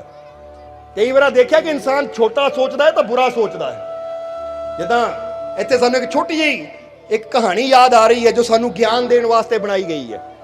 ਹੁਣ ਜਰਾ ਤੁਸੀਂ ਵੀ ਚੈੱਕ ਕਰਨਾ ਕਿ ਕਿਤੇ ਕਹਾਣੀ ਸਾਡੇ ਜੀਵਨ ਨਾਲ, ਯਾਨੀ ਤੁਹਾਡੇ ਜੀਵਨ ਨਾਲ ਤਾਂ ਨਹੀਂ ਜੁੜੀ ਹੋਈ। ਜਰਾ ਚੈੱਕ ਕਰਨਾ ਹੈ ਕਿ ਇੱਕ ਵਾਰ ਨਾ ਫਕੀਰ ਇੱਕ ਜੰਗਲ ਦੇ ਵਿੱਚ ਸਫ਼ਰ ਕਰਦੇ ਕਰਦੇ ਆ ਕੇ ਬੈਠੇ ਤਾਂ ਜਦੋਂ ਨਗਰ ਦੇ ਲੋਕਾਂ ਨੂੰ ਪਤਾ ਲੱਗਾ ਕਿ ਨਗਰ ਦੇ ਵਿੱਚ ਇੱਕ ਫਕੀਰ ਆਏ ਹੈ, ਜੰਗਲ ਚੋਂ ਆਏ ਫਕੀਰ ਨਗਰ ਦੇ ਵਿੱਚ ਇਬਾਦਤ ਕਰਕੇ, ਬੰਦਗੀ ਕਰਕੇ, ਤਾਂ ਨਗਰ ਦੇ ਲੋਕਾਂ ਨੂੰ ਜਦੋਂ ਪਤਾ ਲੱਗਾ ਕਿ ਨਗਰ ਵਿੱਚ ਫਕੀਰ ਆਏ ਹੈ ਤਾਂ ਉਸ ਵੇਲੇ ਕਹਿੰਦੇ ਨਗਰ ਦੇ ਲੋਕ ਫਕੀਰਾਂ ਦੇ ਦਰਸ਼ਨ ਕਰਨ ਆਏ।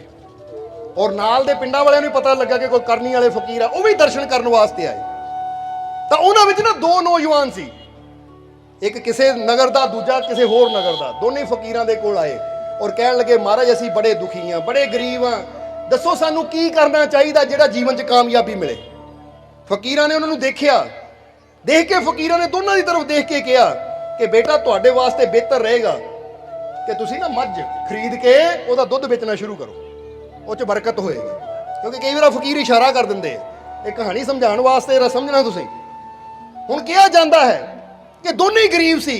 ਦੋਨਾਂ ਨੇ ਕਿਹਾ ਮਾਰੇ ਮੱਝ ਖਰੀਦਣ ਦੇ ਵੀ ਪੈਸੇ ਹੈ ਨਹੀਂ ਸਾਡੇ ਕੋਲ। ਫਕੀਰ ਕਹਿੰਦੇ ਕਿਸੇ ਤਰ੍ਹਾਂ ਖਰੀਦੋ, ਉਧਾਰ ਲੈ ਕੇ ਖਰੀਦੋ, ਕੁਝ ਵੀ ਕਰਕੇ ਮੱਝ ਖਰੀਦੋ, ਬੜੀ ਬਰਕਤ ਹੋਏਗੀ। ਹੁਣ ਦੋਨੇ ਫਕੀਰਾਂ ਕੋ ਬਾਕ ਲੈ ਕੇ ਚਲੇ ਗਏ। ਇੱਕ ਨੌਜਵਾਨ ਗਿਆ, ਜਾ ਕੇ ਉਹਨੇ ਆਪਣੀ ਘਰ ਵਾਲੀ ਨੂੰ ਦੱਸਿਆ ਤਾਂ ਘਰ ਵਾਲੀ ਨੇ ਕਿਹਾ ਦੇਖੋ ਜੀ ਜੇ ਫਕੀਰਾਂ ਨੇ ਵਚਨ ਕੀਤੇ ਆ ਨਾ ਤਾਂ ਕਹਿੰਦੇ ਸਾਧੂ ਬੋਲੇ ਸਹਿ ਸੁਭਾਓ ਸਾਧੂ ਕਾ ਬੋਲਾ ਬਿਰਥਾ, ਫਿਰ ਤਾਂ ਸਾਨੂੰ ਮੱਝ ਖਰੀਦ ਲੈਣੀ ਚਾਹੀਦੀ ਹੈ। ਇਦਾਂ ਕਰੋ ਆਂਡੀਆਂ ਗੁਆਂਢੀਆਂ ਨੂੰ ਪੁੱਛੋ ਕੋਈ ਉਧਾਰ ਮਿਲ ਜਾਵੇ, ਕਿਤੇ ਉਹ ਕੁਝ ਵੀ ਹੋ ਜਾਵੇ, ਜੇ ਨਹੀਂ ਤਾਂ ਘਰੇ ਗਿਰਵੀ ਰੱਖ ਕੇ ਮੱਝ ਖਰੀਦ ਲਓ। ਵਿਸ਼ਵਾਸ, ਇੱਕ ਯਕੀਨ। ਹੁਣ ਕਹਿੰਦੇ ਐ ਕਿ ਜਦੋਂ ਘਰ ਵਾਲੀ ਨੇ ਕਿਹਾ ਹਿੰਮਤ ਮਿਲੀ, ਇੱਕ ਸੇਠ ਕੋ ਗਿਆ, ਸੇਠ ਕੋਲੋਂ ਉਧਾਰੇ ਪੈਸੇ ਲੈ ਲਏ ਔਰ ਮੱਝ ਖਰੀਦ ਕੇ ਲਿਆਂਦੀ। ਜਦੋਂ ਮੱਝ ਖਰੀਦ ਕੇ ਲਿਆਂਦੀ ਤਾਂ ਉਹਦੇ ਦੁੱਧ 'ਚ ਇੰਨੀ ਬਰਕਤ ਹੋਈ ਕਿ ਦੁੱਧ ਵੇਚਦੇ ਹੈ ਤਾਂ ਪੈਸੇ ਆਣੇ ਸ਼ੁਰੂ ਹੋ ਗਏ। ਔਰ ਦੇਖਿਆ ਮਹੀਨੇ 6 ਮਹੀਨਿਆਂ 'ਚ ਹੀ ਕਰਜ਼ਾ ਵੀ ਉਤਰ ਗਿਆ ਤੇ ਇੱਕ ਮੱਝ ਹੋਰ ਵੀ ਖਰੀਦ ਲਈ। ਕਹਿੰਦੇ ਕਰਦਿਆਂ ਇੰਨੀ ਬਰਕਤ ਹੋਈ, ਇੰਨਾ ਵਾਧਾ ਹੋਇਆ। ਕਿਉਂਕਿ ਯਾਦ ਰੱਖੋ ਕਿਹਾ ਜਾਂਦਾ ਨਾ ਮਿਹਨਤ ਮੇਰੀ ਤਾਂ ਰਹਿਮਤ ਤੇਰੀ। ਮਿਹਨਤ ਬੰਦਾ ਕਰਦਾ, ਰਹਿਮਤ ਜਦੋਂ ਉਹਦੀ ਹੁੰਦੀ ਹੈ ਤਾਂ ਫਿਰ ਕੰਮ 'ਚ ਵਾਧਾ ਵੀ ਹੋਣਾ ਸ਼ੁਰੂ ਹੋ ਜਾਂਦਾ ਹੈ, ਬਰਕਤਾਂ ਵੀ ਆਣੀਆਂ ਸ਼ੁਰੂ ਹੋ ਜਾਂਦੀਆਂ, ਫਿਰ ਇਨਸਾਨ ਨੂੰ ਕਮੀ ਵੀ ਕੋਈ ਨਹੀਂ ਰਹਿੰਦੀ। ਹੁਣ ਦੇਖਦਿਆਂ ਇੱਕ ਮੱਝ ਤੋਂ 2, 2 ਤੋਂ 3, 3 ਤੋਂ 4, 4 ਤੋਂ 5। ਹੁਣ ਕਹਿੰਦੇ ਇੱਕ ਡੈਰੀ ਫਾਰਮ ਹੀ ਖੋਲ ਲਿਆ ਉਹਨੇ। ਹੁਣ ਤਾਂ ਸਪਲਾਈ ਪਿੰਡ ਤੋਂ ਸ਼ਹਿਰ ਤੱਕ ਪਹੁੰਚ ਗਈ, ਅਮੀਰ ਹੋ ਗਿਆ, ਨੌਕਰ ਰੱਖ ਲਏ। ਹੁਣ ਇਸੇ ਤਰ੍ਹਾਂ ਜ਼ਿੰਦਗੀ ਉਹਦੀ ਜਾ ਰਹੀ ਹੈ। ਤਾਂ ਇੱਕ ਦਿਨ ਉਹਦੇ ਬੈਠੇ ਮਨ 'ਚ ਖਿਆਲ ਆਇਆ ਕਿ ਮੇਰੇ ਨਾਲ ਇੱਕ ਹੋਰ ਆਦਮੀ ਵੀ ਗਿਆ ਸੀ ਫਲਾਣੇ ਪਿੰਡ ਦਾ, ਉਹਨਾਂ ਵੀ ਫਕੀਰਾਂ ਤੋਂ ਪੁੱਛਿਆ ਸੀ, ਫਕੀਰਾਂ ਨੇ ਉਹਨੂੰ ਵੀ ਮੱਝ ਬਾਰੇ ਕਿਹਾ ਸੀ, ਉਹ ਹਾਲੇ ਤੱਕ ਉਹਨੂੰ ਕਦੀ ਦੇਖਿਆ ਨਹੀਂ ਦੁੱਧ ਵੇਚਦੇ ਨੂੰ, ਉਹਦਾ ਕਦੀ ਨਾਮ ਹੀ ਨਹੀਂ ਸੁਣਿਆ। ਹੁਣ ਮੇਰਾ ਨਾਮ ਤਾਂ ਸ਼ਹਿਰਾਂ ਤੱਕ ਪਹੁੰਚ ਗਿਆ, ਜਰਾ ਦੇਖਾਂ ਸ਼ਾਇਦ ਕਿਤੇ ਵਿਦੇਸ਼ਾਂ ਤੱਕ ਨਾ ਪਹੁੰਚਿਆ ਹੋਵੇ ਉਹ, ਕਿਉਂਕਿ ਇੱਥੇ ਲਾਗੇ ਛਾਗੇ ਨਜ਼ਰ ਹੀ ਨਹੀਂ ਆਉਂਦਾ। ਮਨ 'ਚ ਆਇਆ ਜਾਣਕਾਰੀ ਵਾਸਤੇ। ਕਹਿੰਦੇ ਉਹ ਨਾ 2 ਸਾਲ ਬਾਅਦ ਉਹ ਪਿੰਡ ਨੂੰ ਚਲਾ ਗਿਆ ਕਿ ਦੂਜੇ ਆਦਮੀ ਨੇ ਵੀ ਮੇਰੇ ਨਾਲ ਹੀ ਫਕੀਰਾਂ ਨੂੰ ਪੁੱਛਿਆ ਜਰਾ ਦੇਖਾਂ ਉਹਦਾ ਕੀ ਬਣਿਆ। ਜਦੋਂ ਗਿਆ ਤਾਂ ਕੀ ਦੇਖਿਆ, ਜਦੋਂ ਦੇਖਿਆ ਉਹਨੂੰ ਤਾਂ ਅੱਜ ਵੀ ਫਟੇ ਹਾਲ, ਕੱਖਾਂ ਦੀ ਕੁੱਲੀ ਮੋਰੇ ਬੈਠਾ ਆਪਣੀ ਕਿਸਮਤ ਦਾ ਰੋਣਾ ਰੋ ਰਿਹਾ ਹੈ। ਉਹ ਆਦਮੀ ਬੜਾ ਹੈਰਾਨ ਹੋਇਆ, ਅਮੀਰ ਆਦਮੀ, ਕਿਉਂਕਿ ਹੁਣ ਗੱਡੀ 'ਚ ਗਿਆ ਸੀ, ਗੱਡੀ ਜਾ ਕੇ ਘਰ ਦੇ ਮੋਰੇ ਖੜੀ ਕੀਤੀ। ਇੱਧਰ ਉਹ ਆਦਮੀ ਨੇ ਵੀ ਦੇਖਿਆ ਕਿ ਇੱਕ ਕੋਈ ਸੇਠ ਗੱਡੀ 'ਚ ਉਤਰਿਆ, ਉਹ ਵੀ ਉੱਠ ਕੇ ਹੱਥ ਜੋੜ ਕੇ ਖੜ ਗਿਆ। ਇਹ ਸੇਠ ਕੌਣ ਹੈ? ਤਾਂ ਇਹਨਾਂ ਕਿਹਾ ਪਛਾਣਿਆ ਨਹੀਂ, ਉਹ 2 ਸਾਲ ਪਹਿਲਾਂ ਹੀ ਫਕੀਰਾਂ ਕੋਲ ਇਕੱਠੇ ਹੀ ਗਏ ਸੀ, ਤਾਂ ਫਕੀਰਾਂ ਨੇ ਸਾਨੂੰ ਦੋਨਾਂ ਨੂੰ ਕਿਹਾ ਸੀ ਮੱਝ ਖਰੀਦ ਲਓ, ਦੁੱਧ ਵੇਚੋ, ਬੜਾ ਕੰਮ 'ਚ ਬਰਕਤ ਹੋਏਗੀ। ਉਹ ਮੈਂ ਫਕੀਰਾਂ ਦਾ ਹੁਕਮ ਮੰਨ ਕੇ ਇੱਥੇ ਪਹੁੰਚ ਗਿਆ, ਤੂੰ ਉਹ ਤੇਰਾ ਹਾਲ ਇਹੀ, ਤੂੰ ਮੱਝ ਨਹੀਂ ਖਰੀਦੀ ਸੀ? ਕਹਿੰਦਾ ਯਾਰ ਕੀ ਦੱਸਾਂ, ਜਦੋਂ ਮੈਂ ਫਕੀਰਾਂ ਕੋਲ ਗਿਆ ਸੀ ਨਾ ਤਾਂ ਫਕੀਰਾਂ ਨੇ ਕਿਹਾ ਮੱਝ ਖਰੀਦ ਲਈ, ਤਾਂ ਮੈਂ ਵੀ ਘਰ ਆਇਆ, ਘਰ 'ਚ ਗਰੀਬੀ ਸੀ, ਪੈਸੇ ਹੈ ਨਹੀਂ ਸੀ ਮੱਝ ਖਰੀਦਣ ਦੇ। ਮੈਂ ਆ ਕੇ ਆਪਣੀ ਘਰ ਵਾਲੀ ਨੂੰ ਪੁੱਛਿਆ ਕਿ ਭਗਵਾਨ ਨੇ ਫਕੀਰਾਂ ਨੇ ਕਿਹਾ ਹੈ ਮੱਝ ਖਰੀਦ ਲੈ, ਬੜੀ ਬਰਕਤ ਹੋਏਗੀ, ਦੁੱਧ 'ਚ ਕੋਈ ਕਮੀ ਨਹੀਂ ਰਹੇਗੀ, ਪੈਸੇ ਤਾਂ ਹੈ ਨਹੀਂ, ਕੀ ਗੁਆਂਢੀਆਂ ਤੋਂ ਮੰਗ ਕੇ ਜਾਂ ਕਿਤੇ ਵਿਆਜੂ ਪੈਸਾ ਲੈ ਕੇ ਜਾਂ ਘਰ ਵੇਚ ਕੇ ਮੱਝ ਲੈ ਲਵਾਂ? ਤਾਂ ਘਰ ਵਾਲੇ ਨੇ ਪਤਾ ਕੀ ਕਿਹਾ, ਲੈ ਮੱਝ ਦਾ ਕੋਈ ਭਰੋਸਾ, ਜੇ ਕੱਲ ਨੂੰ ਮਰ ਗਈ ਫਿਰ ਹੈ, ਜੇ ਮੱਝ ਮਰ ਗਈ ਫਿਰ ਉਧਾਰ ਚੜੇਗਾ ਸਿਰ, ਆ ਘਰ ਹੁਣ ਆਪਣਾ ਆ, ਫਿਰ ਗਿਰਵੀ ਰੱਖਾਂਗੇ, ਫਿਰ ਕਿਸ਼ਤਾਂ ਭਰਨੀਆਂ ਪੈਣਗੀਆਂ, ਮੱਝ ਦਾ ਕੀ ਭਰੋਸਾ, ਮੱਝ ਦਾ ਕੱਲ ਨੂੰ ਮਰ ਜਾਵੇ। ਜਰਾ ਹੁਣ ਸਮਝਣਾ ਸਾਰਿਆਂ ਨੇ। ਹੁਣ ਕਹਿੰਦੇ ਜਦੋਂ ਘਰ ਵਾਲੀ ਇੰਨੀ ਗੱਲ ਕਹੀ ਤਾਂ ਮੈਂ ਕਿਹਾ ਗੱਲ ਤਾਂ ਸੱਚੀ ਹੈ, ਜੇ ਮੱਝ ਮਰ ਗਈ ਤਾਂ ਫਿਰ ਸੱਚੀ ਗੱਲ ਹੈ, ਸਿਰ ਤੇ ਹੋਰ ਕਰਜ਼ਾ ਚੜ ਜਾਣਾ। ਭਾਈ ਮੇਰੀ ਹਿੰਮਤ ਨਹੀਂ ਪਈ, ਮੇਰੀ ਹੌਸਲਾ ਨਹੀਂ ਪਿਆ ਕਿ ਜਦੋਂ 4 ਪੈਸੇ ਜੁੜਨਗੇ ਫਿਰ ਮੱਝ ਖਰੀਦਾਂਗੇ, ਉਧਾਰੇ ਚੱਕ ਕੇ, ਵਿਆਜੂ ਚੱਕ ਕੇ, ਘਰ ਗਿਰਵੀ ਰੱਖ ਕੇ ਨਹੀਂ ਪੈਸੇ ਖਰੀਦਣੇ, ਕਿਉਂਕਿ ਮੱਝ ਦਾ ਕੀ ਭਰੋਸਾ ਕੱਲ ਨੂੰ ਮਰ ਜਾਵੇ। ਇਸ ਲਈ ਮੈਂ ਹਿੰਮਤ ਹੀ ਨਹੀਂ ਕੀਤੀ ਮੱਝ ਖਰੀਦਣ ਦੀ। ਤਾਂ ਉਸ ਵੇਲੇ ਉਹਨਾਂ ਕਿਹਾ ਭਾਈ ਦੇਖ ਲੈ, ਹਾਲਾਤ ਤਾਂ ਮੇਰੇ ਵੀ ਇਹ ਸੀ, ਪਰ ਮੈਂ ਸੇਠ ਤੋਂ ਉਧਾਰ ਪੈਸਾ ਲੈ ਕੇ ਮੱਝ ਖਰੀਦੀ, ਉਹ ਫਕੀਰਾਂ ਦੇ ਵਚਨ ਸੀ। ਤਾਂ ਅੱਜ ਦੇਖ ਲੈ, ਇੱਕ ਮੱਝ ਤੋਂ ਹਜ਼ਾਰਾਂ ਤੱਕ ਪਹੁੰਚ ਗਿਆ, ਔਰ ਪੈਦਲ ਤੋਂ ਕਾਰਾਂ ਤੱਕ ਪਹੁੰਚ ਗਿਆ। ਪਹਿਲਾਂ ਪੈਦਲ ਸੀ, ਹੁਣ ਕਾਰਾਂ ਤੱਕ ਪਹੁੰਚ ਗਿਆ, ਕੱਖਾਂ ਦੀ ਕੁੱਲੀਆਂ ਤੋਂ ਕੋਠੀਆਂ ਤੱਕ ਪਹੁੰਚ ਗਿਆ, ਫਕੀਰਾਂ ਦੇ ਵਚਨਾਂ ਤੇ ਵਿਸ਼ਵਾਸ ਕਰਕੇ, ਕਿਉਂਕਿ ਮੇਰੀ ਸੋਚ ਬੜੀ ਸੀ। ਬੋਲੋ ਸਮਝਦੇ ਹੋ ਕਿ ਨਹੀਂ? ਮੇਰਾ ਵਿਸ਼ਵਾਸ ਵੀ ਬੜਾ ਸੀ। ਤਾਂ ਤੇਰੀ ਸੋਚ ਕੀ ਸੀ? ਛੋਟੀ ਸੋਚ। ਇਸ ਲਈ ਸਮਝਣਾ ਜ਼ਰਾ, ਇਹ ਉਦਾਹਰਣ ਕੀ ਦੇਣਾ ਚਾਹੁੰਦੇ, ਸਮਝਾਣਾ ਕੀ ਚਾਹੁੰਦੇ ਇਸ ਕਹਾਣੀ ਤੋਂ, ਕਿ ਕਈ ਵਾਰ ਬੰਦੇ ਦੀ ਸੋਚ ਇੰਨੀ ਛੋਟੀ ਹੁੰਦੀ ਹੈ ਨਾ ਕਿ ਬੰਦਾ ਰੱਬ ਦੀਆਂ ਰਹਿਮਤਾਂ ਤੇ, ਆਪਣੇ ਪ੍ਰਮਾਤਮਾ ਤੇ ਵਿਸ਼ਵਾਸ ਹੀ ਨਹੀਂ ਕਰ ਪਾਉਂਦਾ, ਔਰ ਬੰਦੇ ਦੀ ਛੋਟੀ ਸੋਚ ਹੀ ਬੰਦੇ ਨੂੰ ਕਾਮਯਾਬ ਹੋਣ ਤੋਂ ਰੋਕ ਲੈਂਦੀ ਹੈ। ਹੁਣ ਫਰਜ਼ ਕਰੋ ਕੋਈ ਬੱਚਾ ਹੋਵੇ, ਉਹ ਕਹਿੰਦਾ ਮੈਂ ਡਾਕਟਰ ਬਣਨਾ ਹੈ, ਤਾਂ ਕੋਈ ਕਹਦੇ ਤੂੰ ਡਾਕਟਰ ਕਿੱਥੋਂ ਬਣ ਜਾਣਾ। ਹੁਣ ਕਈ ਪਤਨੀਆਂ ਹੁੰਦੀਆਂ ਹੈ ਹੌਸਲਾ ਦੇਣ ਵਾਲੀਆਂ, ਅੱਛਾ ਬਈ ਕਰ, ਤੂੰ ਕਾਮਯਾਬੀ ਜ਼ਰੂਰ ਮਿਲੇਗੀ। ਕਈ ਡਰਾਉਣ ਵਾਲੀਆਂ ਵੀ ਹੁੰਦੀਆਂ, ਕਈ ਡਰਾਉਣ ਵਾਲੇ ਵੀ ਹੁੰਦੇ, ਯਾਰ ਦੋਸਤ ਸੱਜਣ ਮਿੱਤਰ, ਉਹ ਛੱਡੋ, ਇਹ ਨਹੀਂ ਹੋਣਾ, ਅਗਰ ਇਦਾਂ ਹੋ ਗਿਆ ਮੱਝ ਮਰ ਗਈ ਫਿਰ। ਹੁਣ ਜਰਾ ਸਮਝ ਲੈ, ਮੱਝ ਨੂੰ ਮਾਰਨ ਵਾਲੇ ਬਹੁਤ ਹੋਣਗੇ। ਤੁਸੀਂ ਕਹੋਗੇ ਨਾ ਦੁਕਾਨ ਖੋਲ ਲਵਾਂ, ਉਹ ਜੇ ਨਾ ਚਲੀ ਫਿਰ, ਉਹ ਫਲਾਨੀ ਜਗ੍ਹਾ ਬਾਹਰਲੇ ਕੰਮ ਬਣਾਉਣ ਦੀ, ਉਹ ਜੇ ਨਾ ਬਣਿਆ ਫਿਰ, ਉਹ ਹਰ ਵੇਲੇ ਨੈਗੇਟਿਵ ਹੀ ਸੋਚਣਗੇ। ਇਹ ਯਾਦ ਰੱਖੋ ਕਿ ਜ਼ਿੰਦਗੀ ਤਾਂ ਇੱਕ ਸਾਹ ਦਾ ਨਹੀਂ ਪਤਾ ਕਿ ਅਗਲੇ ਪਲ ਜ਼ਿੰਦਗੀ ਹੋਣੀ ਹੈ ਜਾਂ ਨਹੀਂ। ਹੁਣ ਤੁਸੀਂ ਘਰ ਦੇ ਵਿੱਚ ਡਰਮੀ ਭਰ ਕੇ ਦਾਣਿਆਂ ਦੀ ਕਿਉਂ ਰੱਖ ਲੈਂਦੇ? ਉਸ ਲਈ ਨਹੀਂ ਕਹਿੰਦੇ ਉਹ ਇੰਨੇ ਦਾਣੇ ਕੀ ਕਰਨੇ, ਕੱਲ ਨੂੰ ਹੋਣਾ ਕਿ ਨਹੀਂ ਹੋਣਾ ਪਤਾ ਹੀ। ਇਸ ਲਈ ਅੱਜ ਦੇ ਡੰਗ ਦੀ ਰੋਟੀ ਖਰੀਦੋ ਨਹੀਂ, ਦਾਣੇ ਮੈਨੂੰ ਡਰਮੀਆਂ ਫੁੱਲ ਚਾਹੀਦੀਆਂ ਹੈ, ਕੱਪੜੇ ਮੈਨੂੰ ਪੂਰੇ ਅਲਮਾਰੀ ਫੁੱਲ ਚਾਹੀਦੀ ਹੈ, ਹਰ ਚੀਜ਼ ਮੈਨੂੰ ਉਹ ਚਾਹੀਦੀ ਹੈ। ਜਰਾ ਹੁਣ ਗੌਰ ਕਰ। ਪਰ ਜਦੋਂ ਰੱਬ ਦੇ ਵਿਸ਼ਵਾਸ ਦੀ ਗੱਲ ਆਉਂਦੀ ਹੈ, ਰਹਿਮਤਾਂ ਦੀ ਗੱਲ ਆਉਂਦੀ, ਤਾਂ ਫਿਰ ਬੰਦਾ ਆਪਣੀ ਸੋਚ ਨੂੰ ਬੜਾ ਛੋਟਾ ਕਰ ਦਿੰਦਾ। ਇਸ ਲਈ ਤੁਹਾਨੂੰ ਕਹਾਂਗੇ ਥਿੰਕ ਬਿਗ ਔਰ ਥਿੰਕ ਗੁੱਡ। ਹਮੇਸ਼ਾ ਅੱਛਾ ਸੋਚੋ। ਜੇ ਅੱਜ ਤੁਹਾਡੇ ਜੀਵਨ 'ਚ ਕੋਈ ਦੁੱਖ ਹੈ ਨਾ, ਅੱਜ ਤੁਹਾਡੇ ਜੀਵਨ 'ਚ ਕੋਈ ਪ੍ਰੋਬਲਮ ਹੈ, ਤਾਂ ਬੁਰਾ ਨਾ ਸੋਚੋ ਕਿ ਮੇਰੀ ਪ੍ਰੋਬਲਮ ਵਧਣੀ ਹੈ ਜਾਂ ਮੇਰੀ ਪਰੇਸ਼ਾਨੀ ਵਧਣੀ ਹੈ, ਇਹ ਮੇਰੀ ਬਿਮਾਰੀ ਵਧਣੀ ਹੈ। ਨਹੀਂ, ਕਿਉਂਕਿ ਜਦੋਂ ਅਸੀਂ ਇਹ ਸੋਚਦੇ ਹਾਂ ਤਾਂ ਇਹਦਾ ਮਤਲਬ ਸਾਡੀ ਸੋਚ ਵੀ ਛੋਟੀ ਹੈ, ਤਾਂ ਸੋਚ ਵੀ ਨੈਗੇਟਿਵ ਹੈ, ਬੁਰੀ ਸੋਚ ਹੈ ਸਾਡੀ।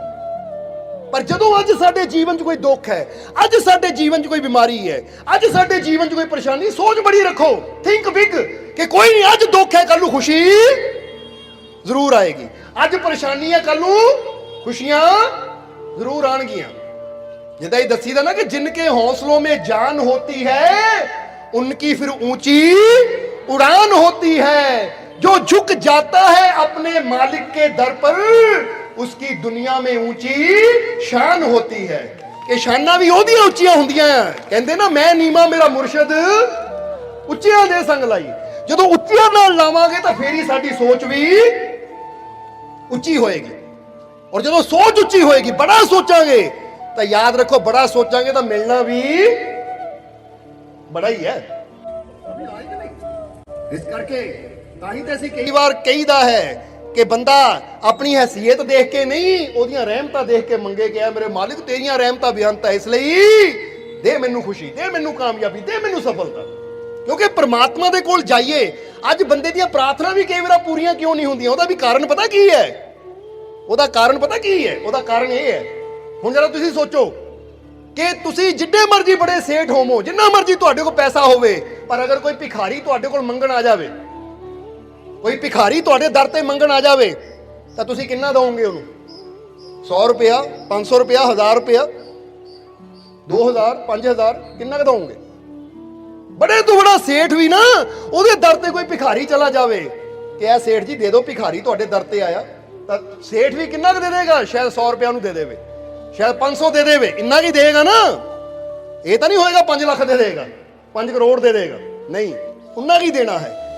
ਹੁਣ ਇੱਕ ਭਿਖਾਰੀ ਆਪਣੇ ਸੇਠ ਤੋਂ ਮੰਗਦਾ ਹੈ ਤਾਂ ਸੇਠ ਉਹਨੂੰ ਉਹਦੀ ਹਸੀਅਤ ਦੇ ਹਿਸਾਬ ਨਾਲ ਦਿੰਦਾ ਹੈ। 5 ਰੁਪਏ, 10 ਰੁਪਏ, 100 ਰੁਪਇਆ, 500 ਰੁਪਇਆ ਆਪਣੀ ਹਸੀਅਤ ਦੇ ਮੁਤਾਬਿਕ ਦੇ ਦਿੰਦਾ ਹੈ।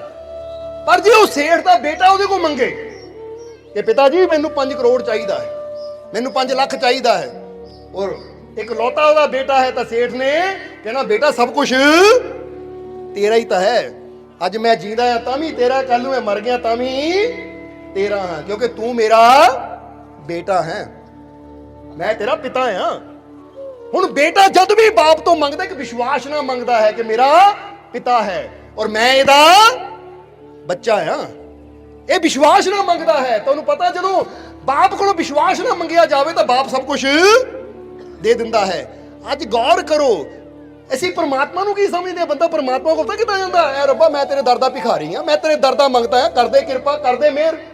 ਇਹ ਭਿਖਾਰੀਆਂ ਦੀ ਤਰ੍ਹਾਂ ਰੱਬ ਤੋਂ ਮੰਗਦੇ ਆ ਔਰ ਇਹ ਭੁੱਲ ਜਾਂਦੇ ਉਹ ਸਾਡਾ ਪਿਤਾ ਹੈ।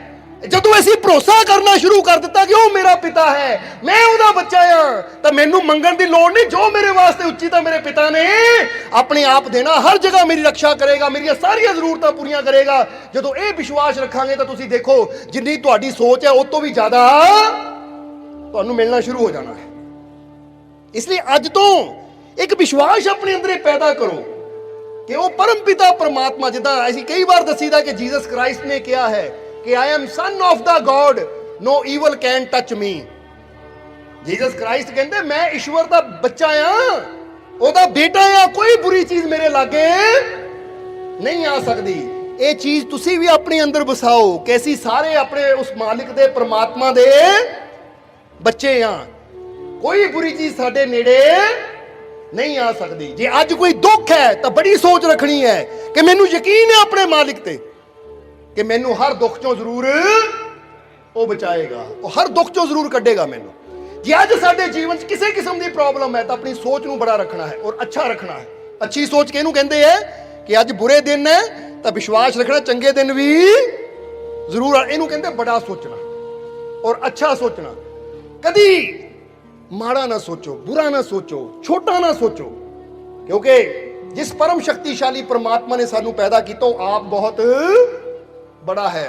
ਔਰ ਜੇ ਉਹ ਬੜਾ ਹੈ ਤਾਂ ਫਿਰ ਅਸੀਂ ਕਈ ਵਾਰ ਦੱਸੀਦਾ ਜਿਸਨੇ ਸਾਨੂੰ ਪੈਦਾ ਕੀਤਾ ਉਹ ਐਡਾ ਸ਼ਕਤੀਸ਼ਾਲੀ ਹੈ ਤਾਂ ਅਸੀਂ ਕਮਜ਼ੋਰ ਕਿੱਦਾਂ ਹੋ ਸਕਦੇ ਹਾਂ? ਅਸੀਂ ਛੋਟੇ ਕਿੱਦਾਂ ਹੋ ਸਕਦੇ ਹਾਂ? ਛੋਟਾ ਉਹੀ ਹੁੰਦਾ ਜਿਹਦੀ ਸੋਚ, ਕਹਿ ਦਿਓ ਹੁਣ, ਛੋਟੀ ਹੋਵੇ। ਤਾਂ ਬੜਾ ਕੌਣ ਹੁੰਦਾ? ਜਿਹਦੀ ਸੋਚ ਬੜੀ ਹੋਵੇ। ਕਹਿੰਦੇ ਨਾ ਮਹਾਤਮਾ ਬੁੱਧ ਇੱਕ ਦਿਨ ਬੈਠੇ ਹੋਏ ਸੀ, ਮਹਾਤਮਾ ਬੁੱਧ ਇੱਕ ਦਿਨ ਬੈਠੇ ਹੋਏ ਸੀ, ਇੱਕ ਨਗਰ 'ਚ ਪਹੁੰਚੇ, ਬੈਠੇ ਹੋਏ ਸੀ ਕਿ ਸਾਰੇ ਆ ਕੇ ਮਹਾਤਮਾ ਬੁੱਧ ਅੱਗੇ ਕੋਈ ਕਿੰਨਾ ਦਾਨ ਕਰ ਰਿਹਾ ਸੀ, ਕੋਈ ਕਿੰਨਾ ਰੱਖ ਰਿਹਾ ਸੀ। ਬਾਦਸ਼ਾਹ ਆਇਆ, ਬਾਦਸ਼ਾਹ ਨੇ ਹੀਰਿਆਂ ਨਾਲ ਭਰਿਆ ਹੋਇਆ ਥਾਲ ਰੱਖਿਆ। ਮਹਾਤਮਾ ਬੁੱਧ ਨੇ ਦੇਖਿਆ ਤੱਕ ਨਹੀਂ ਤੇ ਇੱਕ ਮਾਈ ਆਈ, ਉਹਦੇ ਹੱਥ 'ਚ ਇੱਕ ਪੈਸਾ ਸੀ। ਜਦੋਂ ਉਹ ਆਈ ਤਾਂ ਮਹਾਤਮਾ ਬੁੱਧ ਨੇ ਦੇਖਿਆ ਮਾਈ ਨੂੰ, ਤਾਂ ਅੱਗੇ ਹੋ ਕੇ ਮਾਈ ਨੂੰ ਪੁੱਛਿਆ, ਮਾਤਾ ਕੀ ਹੈ ਤੇਰੇ ਹੱਥ 'ਚ? ਕਹਿੰਦੀ ਜੀ ਇੱਕ ਪੈਸਾ। ਮਹਾਤਮਾ ਬੁੱਧ ਨੇ ਉਹ ਇੱਕ ਪੈਸੇ ਨੂੰ ਬੜੇ ਪਿਆਰ ਨਾਲ ਲਿਆ। ਜਰਾ ਸਮਝਣਾ ਸਾਰਿਆਂ ਨੇ। ਉਹ ਬਾਦਸ਼ਾਹ ਹੈਰਾਨ, ਉਹ ਬਾਦਸ਼ਾਹ ਕਹਿੰਦਾ ਮਾਰੇ ਮੈਂ ਹੀਰਿਆਂ ਦਾ ਥਾਲ ਰੱਖਿਆ ਤਾਂ ਤੁਸੀਂ ਦੇਖਿਆ ਤੱਕ ਨਹੀਂ, ਮਾਈ ਦਾ ਇੱਕ ਪੈਸਾ। ਤਾਂ ਉਸ ਵੇਲੇ ਮਹਾਤਮਾ ਬੁੱਧ ਨੇ ਮੁਸਕਰਾ ਕੇ ਕਿਹਾ, ਬਾਦਸ਼ਾਹ ਤੇਰੇ ਨਾਲੋਂ ਬੜਾ ਦਿਲ ਇਸ ਮਾਈ ਦਾ ਹੈ, ਔਰ ਇੱਥੇ ਪੈਸਾ ਨਹੀਂ ਮੈਂ ਦੇਖਿਆ, ਉਹਦਾ ਦਿਲ ਦੇਖਿਆ ਹੈ। ਕਿਉਂਕਿ ਤੂੰ ਆਪਣੇ ਖਜ਼ਾਨੇ 'ਚੋਂ ਇਦਾਂ ਲੈ ਕੇ ਆਇਆ ਜਿੱਦਾਂ ਸਮੁੰਦਰ ਵਿੱਚੋਂ ਕੋਈ ਗਲਾਸ ਪਾਣੀ ਦਾ ਭਰ ਕੇ ਲਿਆ ਹੋਵੇ, ਪਰ ਮਾਈ ਦੇ ਕੋਲ ਇੱਕੋ ਹੀ ਪੈਸਾ ਸੀ ਜਿਹੜਾ ਕਈ ਦਿਨਾਂ ਤੋਂ ਇਹਨੇ ਜੋੜਿਆ ਸੀ। ਇਹ ਤਾਂ ਆਪਣਾ ਸਭ ਕੁਝ ਦੇ ਰਹੀ ਹੈ, ਦਿਲ ਇਹਦਾ ਤੇਰੇ ਨਾਲੋਂ ਬੜਾ ਹੈ। ਸੋ ਦੱਸਣਾ ਕੀ ਚਾਹੁੰਦੇ, ਕੁਝ ਮਿਸਾਲਾਂ ਹੁੰਦੀਆਂ ਹੈ, ਕੁਝ ਕਹਾਣੀਆਂ ਹੁੰਦੀਆਂ ਜਿਹੜੀਆਂ ਸੰਕੇਤ ਕਰਦੀਆਂ ਕਿ ਰੱਬ ਦੀਆਂ ਰਹਿਮਤਾਂ ਉਹਨਾਂ ਨੂੰ ਮਿਲਦੀਆਂ ਜਿਨ੍ਹਾਂ ਦਾ ਦਿਲ, ਕਹਿ ਦਿਓ, ਬੜਾ ਹੁੰਦਾ ਹੈ। ਹੁਣ ਤੁਸੀਂ ਰੱਬ ਦੀ ਰਹਿਮਤ ਚਾਹੁੰਦੇ ਹੋ ਕਿ ਨਹੀਂ? ਔਰ ਫਿਰ ਇੱਕ ਵਾਰ ਕਵਾਂਗੇ ਕਿ ਰੱਬ ਦੀ ਰਹਿਮਤ ਮਿਲਦੀ ਉਹਨੂੰ ਜਿਹੜੇ ਰੱਬ ਦੀ ਖਾਤਰ ਆਉਂਦੇ ਆ। ਜਿੱਦਾਂ ਹੁਣ ਟਾਈਮ ਤਾਂ ਵੈਸੇ ਕਾਫੀ ਹੋ ਗਿਆ, ਥੋੜਾ ਸਤਸੰਗ ਨੂੰ ਆਖਰਲੇ ਵਚਨਾਂ ਦੀ ਤਰਫ ਲੈ ਕੇ ਜਾਈਏ, ਪਰ ਇੱਥੇ ਇੱਕ ਬੜੀ ਪਿਆਰੀ ਗੱਲ ਯਾਦ ਆ ਗਈ ਸਾਨੂੰ ਕਿ ਇੱਕ ਵਾਰ ਨਾ ਇੱਕ ਫਕੀਰ ਨੂੰ ਰੱਬ ਦੇ ਦਰਸ਼ਨ ਹੋਏ। ਜਦੋਂ ਰੱਬ ਦੀ ਬੰਦਗੀ ਕੀਤੀ, ਪਰਮਾਤਮਾ ਦੀ ਭਗਤੀ ਕੀਤੀ, ਤਾਂ ਪਰਮਾਤਮਾ ਦਾ ਦਰਸ਼ਨ ਜਦੋਂ ਹੋਇਆ ਨਾ, ਜਦੋਂ ਦਰਸ਼ਨ ਹੋਇਆ ਤਾਂ ਪਰਮਾਤਮਾ ਨੇ ਕਿਹਾ, ਫਕੀਰ ਮੈਂ ਤੇਰੀ ਇਬਾਦਤ ਤੋਂ ਬੜਾ ਖੁਸ਼ ਹਾਂ, ਅੱਜ ਦੇਖ ਮੈਂ ਤੇਰੇ ਸਾਹਮਣੇ ਹਾਂ, ਮੰਗ ਲੈ ਜੋ ਮੰਗਣਾ ਹੈ। ਤਾਂ ਉਸ ਲਈ ਫਕੀਰ ਨੇ ਕਿਹਾ, ਐ ਮੇਰੇ ਰੱਬ, ਐ ਮੇਰੇ ਪਰਮਾਤਮਾ, ਮੈਨੂੰ ਤੂੰ ਮਿਲ ਗਿਆ, ਸਭ ਕੁਝ ਮਿਲ ਗਿਆ, ਪਰ ਮੇਰੀ ਇੱਕ ਇੱਛਾ ਆ ਕਿ ਜਿੱਦਾਂ ਤੂੰ ਮੈਨੂੰ ਦਰਸ਼ਨ ਦਿੱਤਾ ਹੈ, ਮੇਰੇ ਸਾਹਮਣੇ ਆਇਆ ਹਾਂ, ਮੈਂ ਇਹ ਆਨੰਦ ਨੂੰ ਦੇਖ ਰਿਹਾ, ਤੈਨੂੰ ਦੇਖ ਰਿਹਾ, ਮੈਂ ਚਾਹੁੰਦਾ ਹਾਂ ਇਹ ਪੂਰਾ ਨਗਰ, ਇਹ ਸਾਰਾ ਤੈਨੂੰ ਦੇਖੇ। ਤਾਂ ਰੱਬ ਨੇ ਹੱਸ ਕੇ ਕਿਹਾ, ਐ ਫਕੀਰ ਇਹ ਗੱਲ ਨਾਮੁਮਕਿਨ ਹੈ, ਇਦਾਂ ਨਹੀਂ ਹੋ ਸਕਦਾ। ਫਕੀਰ ਕਹਿੰਦੇ, ਰੱਬਾ ਆਪੇ ਤਾਂ ਤੂੰ ਕਿਹਾ ਮੰਗ ਲੈ ਜੋ ਮੰਗਣਾ ਹੈ, ਔਰ ਮੈਂ ਚਾਹੁੰਦਾ ਜਿੱਦਾਂ ਮੈਂ ਤੈਨੂੰ ਦੇਖਿਆ ਇਦਾਂ ਸਾਰੇ ਲੋਕ ਤੈਨੂੰ ਦੇਖਣ, ਆ ਜਿੰਨੇ ਵੀ ਇਸ ਨਗਰ ਦੇ ਲੋਕ ਹੈ ਸਾਰੇ ਤੇਰਾ ਦਰਸ਼ਨ ਕਰਨ, ਤੈਨੂੰ ਦੇਖਣ, ਇਹੀ ਤਾਂ ਮੈਂ ਚਾਹੁੰਦਾ ਹਾਂ। ਕਿਉਂਕਿ ਫਕੀਰਾਂ ਦੀ ਇਹੀ ਤਾਂ ਕੋਸ਼ਿਸ਼ ਹੁੰਦੀ ਹੈ ਕਿ ਜਿਹੜਾ ਆਨੰਦ ਅਸੀਂ ਲਿਆ ਉਸ ਆਨੰਦ ਤੱਕ ਸਭ ਨੂੰ ਪਹੁੰਚਾਇਆ ਜਾਵੇ। ਇਸ ਲਈ ਮੇਰੀ ਇੱਛਾ ਹੈ ਪਰਮਾਤਮਾ ਕਿ ਸਭ ਨੂੰ ਦਰਸ਼ਨ ਦੇ। ਤਾਂ ਉਸ ਲਈ ਰੱਬ ਨੇ ਕਿਹਾ, ਐ ਫਕੀਰ ਉਹ ਚੀਜ਼ ਮੰਗ ਰਿਹਾ ਜੋ ਅਸੰਭਵ ਹੈ। ਫਕੀਰ ਨੇ ਕਿਹਾ, ਰੱਬਾ ਤੂੰ ਬਚਨ ਕੀਤਾ ਹੈ ਕਿ ਮੰਗ ਲੈ ਜੋ ਮੰਗਣਾ, ਹੁਣ ਮੈਂ ਮੰਗਿਆ ਪੂਰਾ ਕਰ। ਰੱਬ ਨੇ ਕਿਹਾ, ਠੀਕ ਹੈ, ਫਿਰ ਜੇ ਤੇਰੀ ਇਹੀ ਇੱਛਾ ਹੈ ਕਿ ਸਾਰੀ ਦੁਨੀਆ ਯਾਨੀ ਸਾਰੇ ਲੋਕ ਮੈਨੂੰ ਦੇਖਣ ਇਹ ਨਗਰ ਦੇ, ਫਿਰ ਏਦਾਂ ਕਰ, ਕੱਲ ਸ਼ਾਮ ਨੂੰ ਸੂਰਜ ਡੁੱਬਣ ਤੱਕ ਸਾਰਿਆਂ ਨੂੰ ਇੱਥੇ ਲਿਆ। ਕੱਲ ਸ਼ਾਮ ਨੂੰ ਸੂਰਜ ਡੁੱਬਣ ਤੋਂ ਪਹਿਲਾਂ ਪਹਿਲਾਂ ਸਾਰਿਆਂ ਨੂੰ ਇੱਥੇ ਲਿਆ, ਜਿਹੜਾ ਇੱਥੇ ਪਹੁੰਚ ਗਿਆ ਉਹਨੂੰ ਮੇਰੇ ਦਰਸ਼ਨ ਹੋ ਜਾਣਗੇ। ਹੁਣ ਫਕੀਰ ਨੇ ਜਦੋਂ ਸੁਣਿਆ, ਫਕੀਰ ਬੜੇ ਖੁਸ਼ ਕਿ ਲੈ ਬਈ ਸਾਰੀ ਦੁਨੀਆ ਰੱਬ ਨੂੰ ਪਾਣਾ ਚਾਹੁੰਦੀ ਹੈ, ਤੁਸੀਂ ਪਾਣਾ ਚਾਹੁੰਦੇ ਹੋ ਕਿ ਨਹੀਂ? ਜਰਾ ਹੁਣ ਦੇਖ ਲੈਣਾ, ਸਾਰੀ ਦੁਨੀਆ ਰੱਬ ਨੂੰ ਪਾਣਾ ਚਾਹੁੰਦੀ ਹੈ, ਉਹਦੀਆਂ ਰਹਿਮਤਾਂ ਨੂੰ ਪਾਣਾ ਚਾਹੁੰਦੀ ਹੈ, ਔਰ ਜੇ ਇੰਨੀ ਆਸਾਨੀ ਨਾਲ ਰੱਬ ਮਿਲ ਜਾਵੇ ਤਾਂ ਫਿਰ ਕਿਹਨਾਂ ਮਨਾ ਕਰਨਾ ਹੈ। ਫਕੀਰ ਕਹਿੰਦੇ ਦੌੜੇ ਉਸੇ ਵੇਲੇ ਨਗਰ ਨੂੰ, ਔਰ ਨਗਰ 'ਚ ਜਾ ਕੇ ਫਕੀਰਾਂ ਨੇ ਸੋਚਿਆ ਕਿ ਨਗਰ ਤਾਂ ਬਹੁਤ ਬੜਾ ਹੈ, ਮੈਂ ਕੱਲੇ ਕੱਲੇ ਘਰ ਨੂੰ ਜਾਊਂਗਾ ਤਾਂ ਇੱਕ ਕੱਲੇ ਕੱਲੇ ਘਰ ਨੂੰ ਕਹਿੰਦੇ ਕੱਲ ਸ਼ਾਮ ਹੋ ਜਾਣੀ ਹੈ, ਫਿਰ ਕਿਉਂ ਨਾ ਮੈਂ ਸਿੱਧਾ ਬਾਦਸ਼ਾਹ ਕੋ ਜਾਵਾਂ, ਇਹ ਨਗਰ ਦੇ ਰਾਜੇ ਕੋ ਜਾਵਾਂ, ਤਾਂ ਰਾਜੇ ਨੂੰ ਕਹਾਂ, ਮਹਾਰਾਜ ਤੁਸੀਂ ਰੱਬ ਨੂੰ ਦੇਖਣਾ ਹੈ, ਰੱਬ ਦਾ ਦਰਸ਼ਨ ਕਰਨਾ, ਤਾਂ ਮੇਰੇ ਨਾਲ ਚਲੋ, ਨਾਲੇ ਆਪਣੇ ਪੂਰੇ ਨਗਰ 'ਚ ਢਿੰਡੋਰਾ ਪਿਟਵਾ ਦਿਓ, ਯਾਨੀ ਮੁਨਾਦੀ ਕਰਾ ਦਿਓ ਕਿ ਜਿਹਨਾਂ ਵੀ ਰੱਬ ਨੂੰ ਦੇਖਣਾ ਉਹ ਮੇਰੇ ਨਾਲ ਉੱਥੇ ਚਲੇ, ਫਲਾਨੀ ਪਹਾੜੀ ਤੇ। ਸੂਰਜ ਡੁੱਬਣ ਤੋਂ ਪਹਿਲਾਂ ਜਿਹੜਾ ਉੱਥੇ ਪਹੁੰਚ ਗਿਆ ਉਹਨੂੰ ਰੱਬ ਦਾ ਦਰਸ਼ਨ ਹੋ ਜਾਣਾ ਹੈ। ਉਹ ਰਾਜਾ ਕਹਿੰਦਾ, ਫਕੀਰ ਸੱਚੀ ਰੱਬ ਦਾ ਦਰਸ਼ਨ ਹੋ ਜਾਣਾ, ਕਿਤੇ ਮਜ਼ਾਕ ਤਾਂ ਨਹੀਂ ਕਰਦਾ? ਪਹਿਲਾਂ ਰਾਜੇ ਨੂੰ ਯਕੀਨ ਨਾ ਆਵੇ ਇਦਾਂ ਰੱਬ ਦਾ ਦਰਸ਼ਨ ਹੋ ਜਾਏਗਾ। ਫਕੀਰ ਕਹਿੰਦੇ, ਮੇਰੇ ਨਾਲ ਬਚਨ ਕੀਤਾ ਮੇਰੇ ਰੱਬ ਨੇ ਕਿ ਸੂਰਜ ਡੁੱਬਣ ਤੱਕ ਜਿਹੜਾ ਇੱਥੇ ਪਹੁੰਚ ਗਿਆ ਉਹਨੂੰ ਰੱਬ ਦਾ ਦਰਸ਼ਨ ਜ਼ਰੂਰ ਹੋਏਗਾ। ਸੋ ਮਹਾਰਾਜ ਹੁਣ ਟਾਈਮ ਨਾ ਖਰਾਬ ਕਰੋ, ਪੂਰੇ ਨਗਰ ਨੂੰ ਕਹਿ ਦਿਓ, ਕਿਉਂਕਿ ਸਵੇਰ ਹੋਣ ਵਾਲੀ ਹੈ, ਤਾਂ ਦੇਖਦਿਆਂ ਦੇਖਦੇ ਇੰਨੇ ਲੋਕਾਂ ਨੂੰ ਨਾਲ ਲੈ ਕੇ ਜਾਣਾ, ਸ਼ਾਮ ਤਾਂ ਉੱਦਾਂ ਹੀ ਹੋ ਜਾਣੀ ਹੈ, ਇਸ ਕਰਕੇ ਮਹਾਰਾਜ ਜਲਦੀ ਕਰੋ। ਕਹਿੰਦੇ ਹੈ ਬਾਦਸ਼ਾਹ ਨੇ ਸੈਨਿਕ ਦੌੜਾਏ, ਪੂਰੇ ਨਗਰ 'ਚ ਢਿੰਡੋਰਾ ਪਟਵਾਤਾ, ਦੇਖਦਿਆਂ ਦੇਖਦਿਆਂ ਮੈਦਾਨ ਵਿੱਚ ਸਾਰੇ ਇਕੱਠੇ ਹੋ ਗਏ। ਹੁਣ ਫਕੀਰ ਅੱਗੇ ਹੋ ਗਏ, ਬਾਦਸ਼ਾਹ ਮਗਰ, ਨਾਲ ਉਹਦੀ ਰਾਣੀ, ਔਰ ਮਗਰ ਹੋਰ ਸੈਨਾਪਤੀ ਸੈਨਿਕ ਸਾਰੇ ਹੀ ਫਕੀਰਾਂ ਦੇ ਨਾਲ ਨਾਲ ਤੁਰ ਪਏ ਜੰਗਲ ਦੀ ਤਰਫ, ਕਿਉਂਕਿ ਜੰਗਲ ਦੇ ਅੰਦਰ ਉਹ ਉੱਚਾ ਪਹਾੜ ਹੈ ਜਿੱਥੇ ਰੱਬ ਦਾ ਦਰਸ਼ਨ ਹੋਣਾ ਹੈ।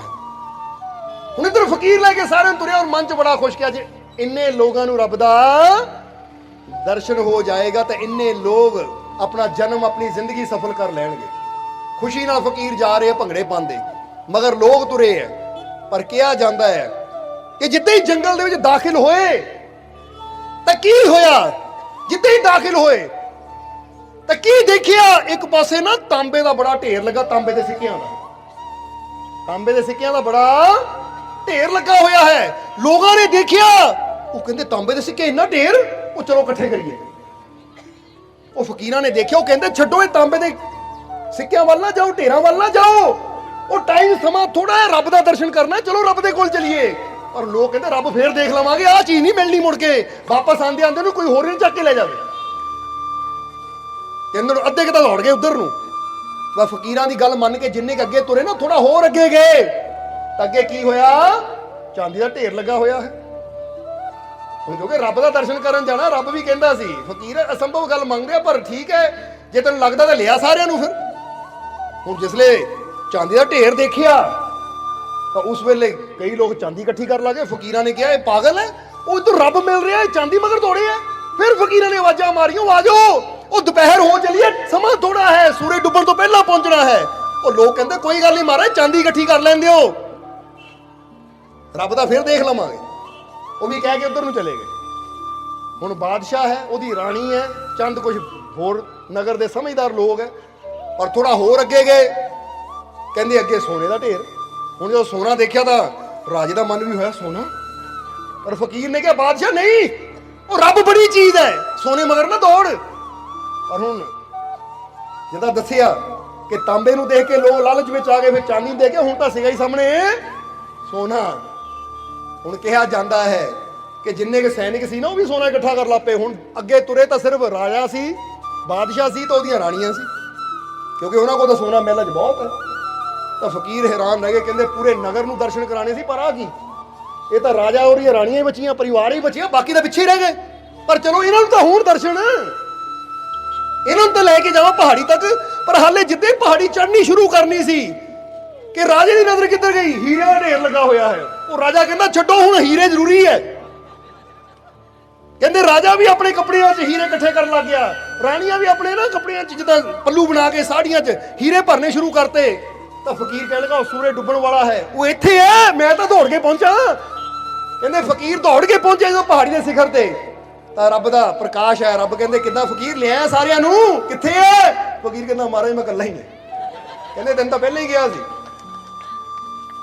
ਇਹ ਰੱਬ ਤੱਕ ਪਹੁੰਚਣਾ ਬੜਾ ਔਖਾ ਹੈ, ਕਿਉਂਕਿ ਦੁਨੀਆ 'ਚ ਬੰਦੇ ਨੂੰ ਮੈਂ ਜ਼ਿੰਦਗੀ ਤਾਂ ਦਿੰਦਾ ਇਸੇ ਲਈ ਦਿੰਦਾ ਹਾਂ। ਕਹਿੰਦੇ ਨਾ ਗੁਰਬਾਣੀ ਕਹਿੰਦੀ ਹੈ ਭਈ ਪ੍ਰਾਪਤ ਮਨੁੱਖ ਦੇਹਰੀਆ ਗੋਬਿੰਦ ਮਿਲਨ ਕੀ ਇਹ ਤੇਰੀ ਵਰੀਆ। ਇਹ ਵੇਲਾ ਹੁੰਦਾ ਰੱਬ ਨੂੰ ਪਾਣ ਦਾ, ਪਰ ਬੰਦਾ ਕਿੱਥੇ ਹੈ? ਕੋਈ ਕਪੜਾ ਇਕੱਠਾ ਕਰਨ 'ਚ, ਕੋਈ ਭੋਜਨ ਇਕੱਠਾ ਕਰਨ 'ਚ, ਕੋਈ ਪਦਾਰਥ ਇਕੱਠੇ ਕਰਨ 'ਚ ਹੀ ਬੰਦਾ ਲੱਗਾ ਰਹਿੰਦਾ। ਔਰ ਇਹ ਜਿਹੜਾ ਮੌਕਾ ਹੁੰਦਾ ਹੈ, ਇਹ ਮੌਕਾ ਬੰਦਾ ਹੱਥੋਂ ਗਵਾਉਂਦਾ। ਔਰ ਦੇਖਦਿਆਂ ਦੇਖਦਿਆਂ ਜੀਵਨ ਦਾ ਸੂਰਜ ਜਿਹੜਾ ਹੈ, ਕਿਉਂਕਿ ਉੱਥੇ ਵੀ ਸੂਰਜ ਢਲ ਰਿਹਾ ਸੀ ਨਾ, ਕਿ ਸੂਰਜ ਢਲਣ ਤੋਂ ਪਹਿਲਾਂ ਪਹਿਲਾਂ ਜਿਹੜਾ ਪਹੁੰਚ ਗਿਆ ਉਹਨੂੰ ਮੈਂ ਮਿਲ ਜਾਊਂਗਾ। ਇਸੇ ਤਰ੍ਹਾਂ ਜ਼ਿੰਦਗੀ ਦਾ ਸੂਰਜ ਵੀ ਪਲ ਪਲ ਕਰਕੇ ਢਲਦਾ ਜਾ ਰਿਹਾ ਕਿ ਨਹੀਂ? ਜਿਹਦਾ ਬੁੱਲੇ ਸ਼ਾਹ ਨੇ ਕਿਹਾ ਬੁੱਲੇ ਸ਼ਾਹ ਦਿਨ ਰਹਿ ਗਏ ਥੋੜੇ, ਉਹ ਜ਼ਿੰਦਗੀ ਮੁੱਕਦੀ ਜਾਵੇ, ਬਿਨ ਮੁਰਸ਼ਦ ਤੋਂ ਰੱਬ ਨਹੀਂ ਮਿਲਦਾ, ਕੌਣ ਤੈਨੂੰ ਸਮਝਾਵੇ। ਉਹ ਬੁੱਲੇ ਸ਼ਾਹ ਕਹਿੰਦੇ ਦਿਨ ਬੜੇ ਥੋੜੇ ਰਹਿ ਗਏ, ਪਲ ਪਲ ਕਰਕੇ ਜ਼ਿੰਦਗੀ ਜਿਹੜੀ ਹੈ ਨਾ ਇਹ ਮੁੱਕਦੀ ਜਾ ਰਹੀ ਹੈ। ਔਰ ਬਿਨਾ ਮੁਰਸ਼ਦ ਤੋਂ, ਬਿਨਾ ਸਤਿਗੁਰ ਤੋਂ ਪਰਮਾਤਮਾ ਨਹੀਂ ਮਿਲਦਾ, ਕੌਣ ਤੈਨੂੰ ਸਮਝਾਵੇ। ਉਹ ਵੀ ਇਹੀ ਇਸ਼ਾਰਾ ਕਰ ਰਹੇ ਹੈ, ਸਮਝਦੇ ਹੋ ਕਿ ਨਹੀਂ? ਇਹ ਜਿਹੜੀ ਜ਼ਿੰਦਗੀ ਹੈ ਨਾ ਪਲ ਪਲ ਕਰਕੇ ਮੁੱਕਦੀ ਜਾ ਰਹੀ ਹੈ। ਸੋ ਇੱਧਰ ਫਕੀਰ ਵੀ ਇਹੀ ਦੱਸ ਰਹੇ ਸੀ ਕਿ ਸਾਨੂੰ ਵੀ ਪਰਮਾਤਮਾ ਨੇ ਜ਼ਿੰਦਗੀ ਦਿੱਤੀ ਹੈ ਉਸ ਪ੍ਰਭੂ ਨੂੰ ਮਿਲਣ ਵਾਸਤੇ, ਉਹ ਪਰਮਾਨੰਦ ਤੱਕ ਪਹੁੰਚਣ ਵਾਸਤੇ। ਪਰ ਇਨਸਾਨ ਹੈ ਕਿ ਬੰਦਾ ਵੀ ਅੱਜ ਉਹੀ ਹਾਲਤ ਹੈ ਜਿੱਦਾਂ ਕੋਈ ਤਾਂਬੇ ਪਿੱਛੇ, ਕੋਈ ਸੋਨੇ ਪਿੱਛੇ, ਕੋਈ ਚਾਂਦੀ ਪਿੱਛੇ, ਕੋਈ ਹੀਰਿਆਂ ਪਿੱਛੇ ਉੱਧਰ ਦੌੜ ਕੇ ਆਪਣੀ ਉਹ ਜ਼ਿੰਦਗੀ ਨੂੰ ਗਵਾ ਰਹੇ। ਤਾਂ ਇਨਸਾਨ ਵੀ ਦੇਖੇ ਕਿ ਅੱਜ ਇਨਸਾਨ ਵੀ ਉਹਨਾਂ ਪਦਾਰਥਾਂ ਪਿੱਛੇ ਦੌੜ ਦੌੜ ਕੇ ਆਪਣਾ ਜੀਵਨ ਗਵਾ ਦਿੰਦਾ ਹੈ। ਔਰ ਉਹ ਸੱਚ, ਉਹ ਹੱਕ, ਉਹ ਆਨੰਦ ਜਿਸ ਨੂੰ ਪਾਉਣ ਵਾਸਤੇ ਜ਼ਿੰਦਗੀ ਮਿਲੀ ਹੈ, ਬੰਦਾ ਉਹਨੂੰ ਗਵਾ ਬੈਠਦਾ ਹੈ। ਇਸ ਲਈ ਤਾਂ ਗੁਰੂ ਰਹਿਬਰ ਕਹਿੰਦੇ ਐ ਇਹ ਤੇਰੀ ਜ਼ਿੰਦਗੀ ਦੀ ਅਸਫਲਤਾ ਹੈ, ਕਿਉਂਕਿ ਤੂੰ ਉਹ ਪਦਾਰਥਾਂ ਨੂੰ ਇਕੱਠੇ ਕਰਨ ਵਿੱਚ ਇਹ ਜੀਵਨ ਲਾ ਰਿਹਾ ਹਾਂ, ਜਦੋਂ ਕਿ ਮੌਤ ਆਣੀ ਸਭ ਕੁਝ ਇੱਥੇ ਛੱਡ ਜਾਣਾ ਹੈ। ਠੀਕ ਹੈ, ਇਹ ਜ਼ਰੂਰਤ ਹੈ ਸਾਡੀ, ਇਹਨੂੰ ਜ਼ਰੂਰਤ ਦੀ ਜਗ੍ਹਾ ਰੱਖੋ। ਜਿੱਦਾਂ ਬੰਦਾ ਕਹਿੰਦਾ ਨਾ ਗੱਡੀ ਚੱਲਦੀ ਹੈ ਤਾਂ ਗੱਡੀ ਵਿੱਚ ਪੈਟਰੋਲ ਦਾ ਪਾਣਾ ਜ਼ਰੂਰੀ ਹੈ, ਪਰ ਜੇ ਬੰਦਾ ਹਰ ਵੇਲੇ ਪੈਟਰੋਲ ਪੈਟਰੋਲ ਪੈਟਰੋਲ ਹੀ ਕਰੀ ਜਾਵੇ ਤਾਂ ਉਹ ਮੂਰਖਤਾ ਹੈ। ਸਮਝਦੇ ਹੋ ਕਿ ਨਹੀਂ? ਇਹ ਜ਼ਿੰਦਗੀ ਵਾਸਤੇ ਭੋਜਨ ਜ਼ਰੂਰੀ ਹੈ, ਕੱਪੜਾ ਜ਼ਰੂਰੀ ਹੈ, ਜਾਂ ਅਸੀਂ ਕੁਝ ਖਾਣਾ ਪੀਣਾ ਤਾਂ ਪੈਸਾ ਜ਼ਰੂਰੀ ਹੈ, ਪਰ ਹਰ ਵੇਲੇ ਧਿਆਨ ਉਧਰ ਹੀ ਬੰਦਾ ਰੱਖੇ ਤਾਂ ਉਹ ਇਨਸਾਨ ਦੀ ਨਾ ਸਮਝੀ ਹੈ। ਮੰਜ਼ਿਲ ਸਾਡੀ ਹੈ ਉਹ ਪਰਮਾਨੰਦ ਪਰਮਾਤਮਾ, ਔਰ ਕਾਮਯਾਬੀ ਸਫਲਤਾ ਵੀ ਉਹਨਾਂ ਨੂੰ ਮਿਲਦੀ ਹੈ ਜਿਹੜੇ ਆਪਣਾ ਧਿਆਨ ਆਪਣੇ ਮਾਲਿਕ ਵੱਲ ਰੱਖਦੇ ਔਰ ਵਿਸ਼ਵਾਸ ਰੱਖਦੇ ਹੈ। ਇਸ ਲਈ ਫਿਰ ਤੁਹਾਨੂੰ ਕਵਾਂਗੇ ਕਿ ਥਿੰਕ ਬਿਗ, ਥਿੰਕ ਗੁੱਡ, ਅੱਛਾ ਸੋਚੋ ਔਰ ਬੜਾ ਸੋਚੋ। ਅੱਜ ਤੋਂ ਬੜਾ ਸੋਚੋਗੇ ਕਿ ਨਹੀਂ?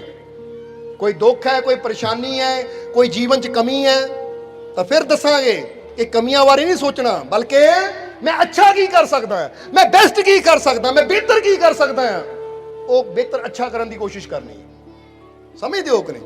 ਹੁਣ ਫਰਜ਼ ਕਰੋ ਇੱਕ ਬੰਦੇ ਕੋਲ ਲੱਖ ਰੁਪਇਆ ਹੋ ਸਕਦਾ ਹੈ, ਉਹ ਸੋਚ ਸਕਦਾ ਕਿ ਲੱਖ ਰੁਪਇਆ ਮੈਂ ਕਿੱਦਾਂ ਬੁਰੇ ਪਾਸੇ ਲਾਵਾਂ, ਜੂਏ 'ਚ ਲਾਵਾਂ, ਕਿੱਥੇ ਉਡਾਣਾ। ਤੇ ਇੱਕ ਬੰਦੇ ਕੋਲ ਹੋ ਸਕਦਾ 100 ਹੋ ਸਕਦਾ, ਪਰ ਉਹ ਸੋਚਦਾ 100 ਨੂੰ ਮੈਂ ਅੱਛੀ ਜਗ੍ਹਾ ਕਿੱਦਾਂ ਖਰਚ ਕਰਾਂ ਤਾਂ ਕਿ ਮੈਨੂੰ ਖੁਸ਼ੀਆਂ ਮਿਲਣ, ਮੈਨੂੰ ਕਾਮਯਾਬੀ ਮਿਲੇ, ਮੈਨੂੰ ਸਫਲਤਾ ਮਿਲੇ। ਯਾਨੀ ਚਾਹੇ ਥੋੜਾ ਹੀ ਹੋਵੇ, ਪਰ ਜਦੋਂ ਇਹ ਅੱਛਾ ਕਰਨ ਦੀ ਕੋਸ਼ਿਸ਼ ਕਰਦੇ ਆ ਤਾਂ ਥੋੜੇ 'ਚ ਵੀ ਪ੍ਰਮਾਤਮਾ ਬਰਕਤ ਪਾ ਦਿੰਦਾ ਹੈ। ਤਾਂ ਜੇ ਸਾਡੇ ਕੋਲ ਬਹੁਤਾ ਵੀ ਹੈ ਨਾ, ਅਸੀਂ ਬੁਰੇ ਪਾਸੇ ਲਾਉਂਦੇ ਆ, ਤਾਂ ਫਿਰ ਬਹੁਤਾ ਵੀ ਹੌਲੀ ਹੌਲੀ ਹੌਲੀ ਹੌਲੀ ਖਤਮ ਹੋ ਜਾਂਦਾ ਹੈ। ਇਸ ਲਈ ਜੇ ਉਸ ਮਾਲਿਕ ਨੇ ਸਾਨੂੰ ਇਹ ਜ਼ਿੰਦਗੀ ਦਿੱਤੀ ਹੈ, ਜੀਵਨ ਦਿੱਤਾ ਹੈ, ਤਾਂ ਆਪਣੇ ਜੀਵਨ 'ਚ ਨਿਯਮ ਬਣਾਓ, ਜੀਵਨ 'ਚ ਨਿਯਮ ਬਣਾਓ। ਹੁਣ ਟਾਈਮ ਕਾਫੀ ਹੋ ਗਿਆ, ਇਸ ਲਈ ਅੱਜ ਤੋਂ ਇਹ ਜੀਵਨ 'ਚ ਨਿਯਮ ਬਣਾਉਣੇ ਹੈ। ਦੱਸਣ ਨੂੰ ਤਾਂ ਬਹੁਤ ਕੁਛ ਹੈ, ਜਿੱਦਾਂ ਦੱਸਿਆ ਹੈ ਕਿ ਮਾਲਕ ਦੀ ਤਾਂ ਇੰਨੀ ਰਹਿਮਤ ਹੈ ਕਿ ਤੁਸੀਂ ਬੈਠੇ ਰਹੋ, ਅਸੀਂ ਬੋਲੀ ਜਾਈਏ, ਭਾਵੇਂ 24 ਘੰਟੇ ਬੋਲੀ ਜਾਈਏ ਤਾਂ ਵੀ ਕੋਈ ਕਮੀ ਨਹੀਂ ਹੈ। ਪਰ ਇੱਥੇ ਸਾਨੂੰ ਦੇਖਣਾ ਪੈਂਦਾ ਹੈ ਤੁਹਾਡੇ ਬਾਰੇ। ਭੁੱਖ ਵੀ ਲੱਗ ਗਈ ਹੋਣੀ ਤੁਹਾਨੂੰ ਨਾ, ਇਸ ਲਈ ਅੱਜ ਤੋਂ ਜੀਵਨ 'ਚ ਨਿਯਮ ਬਣਾਉਣੇ। ਇਸ ਲਈ ਹੁਣ ਆਖਰਲੇ ਵਚਨਾਂ 'ਚ ਇਹੀ ਕਹਿਣਾ ਹੈ। ਪਹਿਲਾਂ ਕਹਿ ਦਿਓ ਕਿ ਮੈਂ ਬਹੁਤ ਜਰਾ ਖੁਸ਼ੀ ਨਾਲ ਕਹਿ ਕੇ ਦੇਖੋ, ਫਿਰ ਅੰਦਰ ਦੇਖੋ ਫੀਲ ਕੀ ਹੁੰਦਾ ਹੈ। ਜਦੋਂ ਤੁਸੀਂ ਖੁਸ਼ੀ ਦੀ ਗੱਲ ਕਰਦੇ ਹੋ ਅੰਦਰ ਖੁਸ਼ੀ ਹੁੰਦੀ ਹੈ ਕਿ ਨਹੀਂ? ਕਿਉਂਕਿ ਅਸੀਂ ਦੱਸਿਆ ਹੈ ਕਿ ਅੱਜ ਮਨੋਵਿਗਿਆਨ ਨੇ ਰਿਸਰਚ ਕੀਤੀ ਹੈ। ਰਿਸਰਚ ਕਰਕੇ ਉਹਨਾਂ ਨੇ, ਜਿੱਦਾਂ ਵਿਗਿਆਨ ਕੋਈ ਵੀ ਰਿਸਰਚ ਕਰਦਾ ਹੈ ਨਾ, ਚਾਹੇ ਉਹ ਸੂਰਜ ਬਾਰੇ ਹੋਵੇ, ਚਾਹੇ ਉਹ ਧਰਤੀ ਬਾਰੇ ਹੋਵੇ, ਚੰਦਰਮੇ ਬਾਰੇ ਹੋਵੇ, ਪਾਣੀ ਬਾਰੇ ਹੋਵੇ, ਪੇੜ ਪੌਦਿਆਂ ਬਾਰੇ ਹੋਵੇ, ਉਹ ਬੜੀ ਖੋਜਬੀਨ ਕਰਕੇ ਨਾ ਫਿਰ ਰਿਸਰਚ ਕਰਕੇ ਰਿਜ਼ਲਟ ਕੱਢਦੇ ਉਹਦਾ, ਆਹ ਚੀਜ਼ ਇਦਾਂ ਹੈ। ਇਦਾਂ ਹੀ ਇਹ ਵੀ ਇੱਕ ਰਿਸਰਚ ਹੋਈ ਹੈ, ਮਨੋਵਿਗਿਆਨ ਨੇ ਕੀਤੀ ਹੋਈ ਹੈ। ਕਿਹੜੀ ਰਿਸਰਚ? ਕਿ ਬੰਦਾ ਜਿਸ ਚੀਜ਼ ਤੇ ਧਿਆਨ ਦਿੰਦਾ ਹੈ ਨਾ, ਉਹੀ ਚੀਜ਼ ਬੰਦੇ ਜੀਵਨ 'ਚ ਵਧਣੀ ਸ਼ੁਰੂ ਹੋ ਜਾਂਦੀ ਹੈ। ਬੋਲੋ ਸਮਝਦੇ ਹੋ ਕਿ ਨਹੀਂ? ਜਦੋਂ ਤੁਸੀਂ ਖੁਸ਼ੀਆਂ ਤੇ ਧਿਆਨ ਦਿੰਦੇ ਹੋ ਤਾਂ ਤੁਹਾਡੇ ਜੀਵਨ 'ਚ ਖੁਸ਼ੀਆਂ ਵੱਧਦੀਆਂ ਚਲੀਆਂ ਜਾਂਦੀਆਂ। ਜਦੋਂ ਦੁੱਖ ਤੇ ਧਿਆਨ ਦਿੰਦੇ ਹੋ ਤਾਂ ਤੁਹਾਡੇ ਜੀਵਨ 'ਚ ਦੁੱਖ ਵੱਧਦੇ ਚਲੇ ਜਾਂਦੇ। ਹੁਣ ਤੁਸੀਂ ਕਹਿੰਦੇ ਜੀ ਉਹ ਕਿੱਦਾਂ? ਹੁਣ ਇੱਥੇ ਹੁਣੇ ਤੁਸੀਂ ਸੋਚ ਕੇ ਦੇਖੋ ਕਿ ਤੁਹਾਡੇ ਨਾਲ ਕੀ ਕੀ ਬੁਰਾ ਹੋਇਆ, ਉਹਦੇ ਬਾਰੇ ਸੋਚੋ। ਇੱਕ ਗੱਲ ਨੂੰ ਸੋਚਦਿਆਂ ਕਈ ਹੋਰ ਗੱਲਾਂ ਵੀ ਯਾਦ ਆ ਜਾਣਗੀਆਂ। ਉਹ ਵੀ ਬੁਰਾ ਹੋਇਆ ਸੀ, ਉਹ ਵੀ ਬੁਰਾ ਹੋਇਆ ਸੀ, ਉਹ ਵੀ ਬੁਰਾ ਹੋਇਆ ਸੀ, ਉਹ ਵੀ ਬੁਰਾ ਹੋਇਆ ਸੀ। ਯਾਨੀ ਇੱਕ ਬੁਰੀ ਗੱਲ ਯਾਦ ਕਰਦੇ ਆ ਮਗਰ ਲੜੀ ਲੱਗ ਜਾਏਗੀ ਕਿ ਨਹੀਂ? ਬੋਲੋ ਸਮਝਦੇ ਹੋ ਕਿ ਨਹੀਂ? ਜਿੱਦਾਂ ਇਹਨੂੰ ਰਿਸਰਚ ਇਦਾਂ ਵੀ ਕਰ ਸਕਦੇ ਕਿ YouTube ਤੇ ਤੁਸੀਂ ਇੱਕ ਗਾਣਾ ਲੱਭ ਲਓ ਨਾ, ਉਹਦੇ ਨਾਲ ਦੇ ਰਲਦੇ ਮਿਲਦੇ ਹੋਰ ਕਈ ਗਾਣੇ ਮਗਰ ਨਿਕਲ ਜਾਣੇ, ਆਪਣੇ ਆਪ ਹੀ ਆਈ ਜਾਣੇ। ਸਮਝਦੇ ਹੋ? ਇਹ ਸੱਚਾਈ ਹੈ ਕਿ ਜਿਹੜੀ ਚੀਜ਼ ਵੱਲ ਸਾਡਾ ਧਿਆਨ ਜਾਂਦਾ ਨਾ, ਉਹੀ ਚੀਜ਼ ਸਾਡੇ ਜੀਵਨ 'ਚ ਵਧਣੀ ਸ਼ੁਰੂ ਹੋ ਜਾਂਦੀ ਹੈ। ਹੁਣ ਜੇ ਤੁਸੀਂ ਸੋਚੋ ਕਿ ਮੈਂ ਕਦੋਂ ਸਭ ਤੋਂ ਜ਼ਿਆਦਾ ਖੁਸ਼ ਹੋਇਆ ਸੀ, ਜਾਂ ਮੇਰੇ ਜੀਵਨ 'ਚ ਕਿੰਨੀਆਂ ਖੁਸ਼ੀਆਂ ਹੈ, ਤਾਂ ਫਿਰ ਜ਼ਰਾ ਸੋਚੋ। ਜਦੋਂ ਖੁਸ਼ੀਆਂ ਬਾਰੇ ਸੋਚੋਗੇ ਤਾਂ ਫਿਰ ਕਿਹੜੀ ਕਿਹੜੀ ਅੰਦਰ ਗੱਲ ਆਏਗੀ। ਇੱਥੇ ਵੀ ਖੁਸ਼ ਸੀ, ਇੱਥੇ ਵੀ ਖੁਸ਼ ਸੀ। ਤੁਸੀਂ ਜਿੰਨੀਆਂ ਵੀ ਖੁਸ਼ੀਆਂ ਨਾ, ਸਾਰੀਆਂ ਚੀਜ਼ਾਂ ਬਾਰੇ ਸੋਚਣਾ ਤੁਸੀਂ ਸ਼ੁਰੂ ਕਰ ਦੇਣਾ। ਕਿਉਂਕਿ ਇਹ ਮਨ ਹੈ, ਜਿੱਦਾਂ ਕਬੀਰ ਸਾਹਿਬ ਨੇ ਕਿਹਾ, ਕਬੀਰ ਮਨੁਆ ਏਕ ਹੈ, ਚਾਹੇ ਜਹਾਂ ਲਗਾਏ, ਚਾਹੇ ਹਰੀ ਕਾ ਭਜਨ ਕਰ, ਚਾਹੇ ਵਿਸ਼ੇ ਕਮਾਏ। ਉਹ ਕਹਿੰਦੇ ਮਨ ਤੇਰੇ ਇੱਕੋ ਹੀ ਨੂੰ ਇੱਕ ਪਾਸੇ ਲਾ ਸਕਦਾ ਹੈ, ਤੂੰ ਜਿੱਧਰ ਮਰਜ਼ੀ ਲਾ ਦੇ, ਚਾਹੇ ਬੁਰਾਈ ਵਾਲੇ ਪਾਸੇ ਲਾ ਦੇ, ਚਾਹੇ ਅੱਛਾਈ ਵਾਲੇ ਪਾਸੇ ਲਾ ਦੇ। ਬੋਲੋ ਸਮਝਦੇ ਹੋ ਕਿ ਨਹੀਂ? ਔਰ ਫਿਰ ਇੱਕ ਗੱਲ ਕਵਾਂਗੇ ਕਿ ਅਗਰ ਤੁਹਾਡੇ ਅੰਦਰ ਕੋਈ ਕਮੀ ਹੈ, ਕੋਈ ਬੁਰੀ ਆਦਤ ਹੈ, ਤਾਂ ਕਦੀ ਇਹ ਨਾ ਸੋਚੋ ਕਿ ਮੇਰੀ ਬੁਰੀ ਆਦਤ ਛੁੱਟਦੀ ਨਹੀਂ ਹੈ, ਜਾਂ ਮੈਂ ਕਿੱਦਾਂ ਬੁਰੀ ਆਦਤ ਛੱਡਾਂ। ਨਹੀਂ, ਬਲਕਿ ਆਪਣੇ ਆਪ ਨੂੰ ਰੱਖਿਆ ਕਰੋ ਕਿ ਮੈਂ ਇਹ ਜ਼ਿੰਦਗੀ 'ਚ ਸ਼ਕਤੀਸ਼ਾਲੀ ਹਾਂ, ਮੈਨੂੰ ਮੇਰੇ ਮਾਲਿਕ ਨੇ ਪੈਦਾ ਕੀਤਾ ਹੈ, ਮੈਂ ਕਮਜ਼ੋਰ ਨਹੀਂ ਹੈ ਕਿ ਕੋਈ ਵੀ ਬੁਰੀ ਆਦਤ ਮੇਰੇ ਤੇ ਹਾਵੀ ਨਹੀਂ ਹੋ ਸਕਦੀ। ਮੈਂ ਹਰ ਬੁਰੀ ਆਦਤ ਨੂੰ ਛੱਡ ਸਕਦਾ ਕਿਉਂਕਿ ਮੇਰੇ 'ਚ ਇਹ ਸ਼ਕਤੀ ਹੈ। ਜਦੋਂ ਇਨਸਾਨ ਆਪਣੇ ਆਪ ਨੂੰ ਇਹ ਸੋਚਦਾ ਹੈ ਨਾ, ਤਾਂ ਬੰਦਾ ਫਿਰ ਹਰ ਬੁਰੀ ਆਦਤ ਨੂੰ ਹੌਲੀ ਹੌਲੀ ਛੱਡਦਾ ਚਲਾ ਜਾਂਦਾ ਹੈ। ਇਹ ਸਮਝਣਾ ਜ਼ਰਾ ਸਾਰਿਆਂ ਨੇ। ਤਾਂ ਜੇ ਬੰਦਾ ਸੋਚੇ ਕਿ ਹਾਏ ਮੇਰੇ ਤੋਂ ਛੁੱਟਦਾ ਨਹੀਂ, ਮੈਂ ਛੱਡ ਹੀ ਨਹੀਂ ਸਕਦਾ, ਤਾਂ ਫਿਰ ਅਸੀਂ ਆਪਣੇ ਆਪ ਨੂੰ ਇੰਨਾ ਕਮਜ਼ੋਰ ਕਰ ਲੈਂਦੇ ਹਾਂ ਕਿ ਕੋਈ ਵੀ ਚੀਜ਼ ਹੈ ਉਹ ਸਾਡੇ ਵਾਸਤੇ ਛੱਡਣੀ ਮੁਸ਼ਕਿਲ ਹੋ ਜਾਂਦੀ ਹੈ। ਇਸ ਲਈ ਕਦੇ ਵੀ ਆਪਣੇ ਆਪ ਨੂੰ ਕਮਜ਼ੋਰ ਨਹੀਂ ਸਮਝਣਾ। ਅੱਛਾਈ ਵੱਲ ਧਿਆਨ ਦਿਓ। ਅੱਛੇ ਬਾਰੇ ਸੋਚਾਂਗੇ ਤਾਂ ਤੁਹਾਡੇ ਜੀਵਨ 'ਚ, ਜਿੱਦਾਂ ਹੁਣ ਆਪਾਂ ਤੁਹਾਨੂੰ ਕਿਹਾ ਕਿ ਥਿੰਕ ਬਿਗ ਥਿੰਕ ਗੁੱਡ, ਅੱਛਾ ਸੋਚੋ ਕਿ ਮੈਂ ਅੱਛਾ ਕੀ ਕਰ ਸਕਦਾ ਹਾਂ। ਹੁਣ ਇੱਥੇ ਬੈਠੇ ਬੈਠੇ ਸੋਚਣਾ ਕਿ ਮੈਂ ਅੱਛਾ ਕੀ ਕਰ ਸਕਦਾ ਹਾਂ, ਇਹਨਾਂ ਹੱਥਾਂ ਨਾਲ ਮੈਂ ਅੱਛਾ ਕੀ ਕਰ ਸਕਦਾ ਹਾਂ, ਇਹ ਜ਼ੁਬਾਨ ਨਾਲ ਮੈਂ ਅੱਛਾ ਕੀ ਕਰ ਸਕਦਾ ਹਾਂ, ਆਪਣੇ ਇਹ ਜੀਵਨ 'ਚ ਮੈਂ ਅੱਛਾ ਕੀ ਕਰ ਸਕਦਾ ਹਾਂ। ਜਦੋਂ ਤੁਸੀਂ ਇਹਦੇ ਬਾਰੇ ਸੋਚਿਆ ਨਾ, ਤਾਂ ਅੰਦਰੋਂ ਤੁਹਾਨੂੰ ਜਵਾਬ ਆਣੇ ਸ਼ੁਰੂ ਹੋ ਜਾਣੇ ਕਿ ਤੂੰ ਅੱਛਾ ਕੀ ਕਰ ਸਕਦਾ ਹੈ। ਕਿਉਂਕਿ ਸਾਡਾ ਮਨ ਇਦਾਂ ਦਾ ਰੱਬ ਨੇ ਬਣਾਇਆ ਹੈ ਕਿ ਜੋ ਇਹਦੇ ਕੋਲ ਪੁੱਛਣਾ ਹੈ ਨਾ, ਇਹਨਾਂ ਉਹਦੇ ਬਾਰੇ ਦੱਸਣਾ ਸ਼ੁਰੂ ਕਰ ਦੇਣਾ ਹੈ। ਸਮਝਦੇ ਹੋ ਕਿ ਨਹੀਂ ਤੁਸੀਂ? ਹੁਣ ਇੱਕ ਬੰਦਾ ਸੋਚਦਾ ਮੈਂ ਆ ਬੈਂਕ 'ਚ ਚੋਰੀ ਕਿੱਦਾਂ ਕਰ ਸਕਦਾ, ਤਾਂ ਮਨ ਨੇ ਉਹਦੇ ਬਾਰੇ ਦੱਸਣਾ ਸ਼ੁਰੂ ਕਰ ਦੇਣਾ। ਆ ਵੀ ਇਦਾਂ ਵੀ ਹੋ ਸਕਦੀ ਹੈ, ਇਦਾਂ ਵੀ ਹੋ ਸਕਦੀ, ਆਈਡੀਆ ਮਿਲਣੇ ਸ਼ੁਰੂ ਹੋ ਜਾਣੇ। ਤੇ ਇੱਕ ਬੰਦਾ ਸੋਚਦਾ ਮੈਂ ਕਿਸੇ ਦਾ ਭਲਾ ਕਿੱਦਾਂ ਕਰ ਸਕਦਾ ਆ, ਆ ਮੁਸ਼ਕਿਲਾਂ ਚੋਂ ਕਿੱਦਾਂ ਨਿਕਲ ਸਕਦਾ ਆ, ਤਾਂ ਫਿਰ ਮਨ ਨੇ ਉਹ ਆਈਡੀਆ ਦੇਣੇ ਸ਼ੁਰੂ ਕਰ ਦੇਣੇ ਕਿ ਇਦਾਂ ਤੂੰ ਆਹ ਕੰਮ ਕਰ ਸਕਦਾ ਹੈ, ਇਦਾਂ ਮੁਸ਼ਕਿਲ ਚੋਂ ਨਿਕਲ ਸਕਦਾ ਹੈ। ਇਸ ਲਈ ਇਹ ਦੇਖਣਾ ਹੈ ਕਿ ਮੈਂ ਅੱਛਾ ਸੋਚਣਾ ਹੈ ਤਾਂ ਕਿ ਹਮੇਸ਼ਾ ਮੈਂ ਅੱਗੇ ਵਧਾਂ। ਔਰ ਬਲ ਮੰਗਣਾ ਹੈ ਆਪਣੇ ਮਾਲਿਕ ਤੋਂ ਕਿ ਐ ਮੇਰੇ ਮਾਲਿਕ, ਮੈਂ ਅੱਛਾ ਕਰਨਾ ਚਾਹੁੰਦਾ ਆ, ਮੈਨੂੰ ਕਾਮਯਾਬੀ ਦੇ, ਮੈਨੂੰ ਸਫਲਤਾ ਦੇ, ਤਾਂ ਕਿ ਮੈਂ ਇਹ 'ਚ ਕਾਮਯਾਬ ਹੋ ਸਕਾਂ। ਸਮਝਦੇ ਹੋ ਕਿ ਨਹੀਂ? ਇਹਨੂੰ ਇੱਕ ਮਿਸਾਲ ਦੇ ਕੇ ਸਮਝਾਈਏ। ਹੁਣ ਫਰਜ਼ ਕਰੋ ਤੁਸੀਂ ਹੁਸ਼ਿਆਰਪੁਰ ਜਾਣਾ ਹੋਵੇ, ਕੋਈ ਤੁਹਾਨੂੰ ਪੁੱਛਦਾ ਹੈ, ਹੁਣ ਸਮਝ ਲਓ ਇੱਕ ਆਦਮੀ ਤੁਹਾਨੂੰ ਪੁੱਛ ਰਿਹਾ ਕਿ ਤੂੰ ਮੈਂ ਹੁਸ਼ਿਆਰਪੁਰ ਜਾਣਾ, ਕਿੱਦਾਂ ਜਾਣਾ? ਤੁਸੀਂ ਕੀ ਦੱਸੋਗੇ ਉਹਨੂੰ? ਕਿ ਭਾਈ ਹੁਸ਼ਿਆਰਪੁਰ ਜਾਣਾ ਜਾਂ ਤਾਂ ਬੱਸ ਫੜ ਲੈ, ਬੋਲੋ ਸਮਝਦੇ ਹੋ ਕਿ ਨਹੀਂ, ਜਾਂ ਟ੍ਰੇਨ ਪਕੜ ਲੈ, ਜਾਂ ਫਿਰ ਆਪਣੀ ਗੱਡੀ ਮੋਟਰਸਾਈਕਲ ਤੇ ਚਲੇ ਜਾ, ਇੱਥੋਂ ਜੰਡੂ ਸਿੰਘ ਚੱਲ ਜਾਏ, ਜੰਡੂ ਸਿੰਘ ਤੋਂ ਆਦਮਪੁਰ, ਆਦਮਪੁਰ ਤੋਂ ਕਠਾਰ, ਫਿਰ ਹੁਸ਼ਿਆਰਪੁਰ, ਇੱਦਾਂ ਦੱਸੋਗੇ ਨਾ। ਤਾਂ ਜੇ ਹੁਣ ਕੋਈ ਤੁਹਾਨੂੰ ਪੁੱਛਦਾ ਹੈ ਕਿ ਮੈਂ ਦਿੱਲੀ ਜਾਣਾ ਹੈ, ਤਾਂ ਫਿਰ ਤੁਸੀਂ ਉਹਨੂੰ ਕੀ ਕਹੋਗੇ? ਪਹਿਲਾਂ ਬੱਸ ਪਕੜ, ਜੰਡੂ ਸਿੰਘੇ ਪਹੁੰਚ, ਆਦਮਪੁਰ ਪਹੁੰਚ, ਫਿਰ ਹੁਸ਼ਿਆਰਪੁਰ ਪਹੁੰਚ ਜਾਏਗਾ। ਉਹ ਕਹਿਣਾ ਭਾਈ ਮੈਂ ਦਿੱਲੀ ਜਾਣਾ ਚਾਹੁੰਦਾ, ਇਹ ਮੈਨੂੰ ਕਿੱਥੇ ਦੱਸਣ ਲੱਗਾ ਹੈ। ਫਿਰ ਤੁਸੀਂ ਕੀ ਦੱਸੋਗੇ? ਫਿਰ ਤੁਸੀਂ ਦੱਸਣਾ ਆ ਜਲੰਧਰ ਹੈ, ਜਲੰਧਰ ਤੋਂ ਫਗਵਾੜਾ, ਫਗਵਾੜੇ ਤੋਂ ਲੁਧਿਆਣੇ, ਲੁਧਿਆਣੇ ਤੋਂ ਅੰਬਾਲਾ, ਅੰਬਾਲੇ ਤੋਂ ਕਰਨਾਲ, ਫਿਰ ਦਿੱਲੀ। ਤਾਂ ਹੁਣ ਜੇ ਕੋਈ ਤੁਹਾਨੂੰ ਪੁੱਛੇ ਮੈਂ ਅਮਰੀਕਾ ਜਾਣਾ, ਫਿਰ ਤੁਸੀਂ ਕੀ ਕਹੋਗੇ? ਜਰਾ ਗੌਰ ਕਰਨਾ। ਜੇ ਕੋਈ ਪੁੱਛੇ ਮੈਂ ਕੈਨੇਡਾ ਜਾਣਾ ਹੈ, ਕਿਉਂਕਿ ਜਿਹੜੀ ਚੀਜ਼ ਦਾ ਤੁਹਾਡੇ ਕੋਲ ਕਿਸੇ ਨੇ ਪੁੱਛਣਾ ਹੈ ਨਾ, ਤੁਸੀਂ ਜਵਾਬ ਵੀ ਰਸਤਾ ਵੀ ਉਹੀ ਦਿਖਾਣਾ ਉਹਨੂੰ ਕਿ ਆਹ ਕਰ ਲੈ, ਏਦਾਂ ਇਹ ਦੱਸਣਾ ਕੀ ਚਾਹੁੰਦੇ। ਇਸੇ ਤਰ੍ਹਾਂ ਜਿੱਦਾਂ ਕਿ ਇੱਕ ਆਦਮੀ ਤੁਹਾਨੂੰ ਪੁੱਛੇ, ਹੁਣ ਸਮਝ ਲਓ ਕਿ ਤੁਸੀਂ ਆਪਣੇ ਮਨ ਨੂੰ ਪੁੱਛਦੇ ਹੋ ਮੈਂ ਹੁਸ਼ਿਆਰਪੁਰ ਜਾਣਾ ਹੈ, ਤਾਂ ਮਨ ਨੇ ਰਸਤਾ ਦਿਖਾਣਾ ਸ਼ੁਰੂ ਕਰ ਦੇਣਾ। ਫਿਰ ਤੁਸੀਂ ਆਪਣੇ ਮਨ ਨੂੰ ਯਾਰ ਮੈਂ ਆਗਰੇ ਜਾਣਾ ਚਾਹੁੰਦਾ ਹਾਂ, ਫਿਰ ਫੜ ਲਓ ਬੱਸ, ਫੜ ਲਓ ਟ੍ਰੇਨ, ਪਹੁੰਚ ਜਾਓ ਆਗਰੇ। ਇਸੇ ਤਰ੍ਹਾਂ ਜਦੋਂ ਇਨਸਾਨ ਸੋਚਦਾ ਹੈ ਨਾ, ਐ ਮੇਰੇ ਮਾਲਿਕ ਮੈਂ ਕਾਮਯਾਬ ਹੋਣਾ ਚਾਹੁੰਦਾ, ਮੈਂ ਅੱਛਾ ਇਨਸਾਨ ਬਣਨਾ ਚਾਹੁੰਦਾ ਹਾਂ, ਮੈਂ ਹਰ ਨਸ਼ੇ ਤੋਂ ਮੁਕਤ ਹੋਣਾ ਚਾਹੁੰਦਾ ਹਾਂ, ਮੈਂ ਹਰ ਬੁਰਾਈ ਤੋਂ ਮੁਕਤ ਹੋਣਾ ਚਾਹੁੰਦਾ, ਮੈਂ ਜੀਵਨ 'ਚ ਕਾਮਯਾਬ ਹੋਣਾ ਚਾਹੁੰਦਾ, ਮੈਨੂੰ ਰਸਤਾ ਦਿਖਾ। ਤਾਂ ਵੇ ਮਾਲਿਕ ਦੀ ਰਹਿਮਤ ਸਾਨੂੰ ਰਸਤਾ ਵੀ ਦਿਖਾਣਾ ਸ਼ੁਰੂ ਕਰ ਦਿੰਦੀ ਹੈ। ਹੁਣ ਤੁਹਾਡੇ ਜੀਵਨ 'ਚ ਕੋਈ ਰੋਗ ਹੈ ਨਾ, ਬਿਮਾਰੀ ਹੈ, ਤਾਂ ਤੁਸੀਂ ਇਹ ਨਾ ਸੋਚੋ ਹਾਏ ਪਤਾ ਨਹੀਂ ਇਹ ਦੁੱਖ ਨੇ ਮੇਰੀ ਜਾਨ ਲੈ ਕੇ ਜਾਣੀ, ਨਹੀਂ, ਬਲਕਿ ਵਿਸ਼ਵਾਸ ਰੱਖੋ, ਥਿੰਕ ਬਿਗ, ਬੜਾ ਸੋਚਣਾ ਹੈ, ਔਰ ਥਿੰਕ ਗੁੱਡ, ਅੱਛਾ ਸੋਚਣਾ ਹੈ ਕਿ ਮੈਨੂੰ ਆਪਣੇ ਮਾਲਿਕ ਤੇ ਪੂਰਾ ਯਕੀਨ ਹੈ, ਮੇਰੇ ਹਰ ਦੁੱਖ ਦਾ ਹੱਲ ਹੋਏਗਾ, ਮੇਰੀ ਹਰ ਮੁਸ਼ਕਿਲ ਦਾ ਹੱਲ ਹੋਏਗਾ, ਮੈਨੂੰ ਕਾਮਯਾਬੀ ਮਿਲੇਗੀ, ਮੈਨੂੰ ਸਫਲਤਾ। ਇਹਨੂੰ ਤਾਂ ਕਹਿੰਦੇ ਵਿਸ਼ਵਾਸ, ਇਹਨੂੰ ਤਾਂ ਕਹਿੰਦੇ ਯਕੀਨ ਆਪਣੇ ਮਾਲਿਕ ਤੇ। ਸੋ ਯਕੀਨ ਰੱਖੋਗੇ ਕਿ ਨਹੀਂ?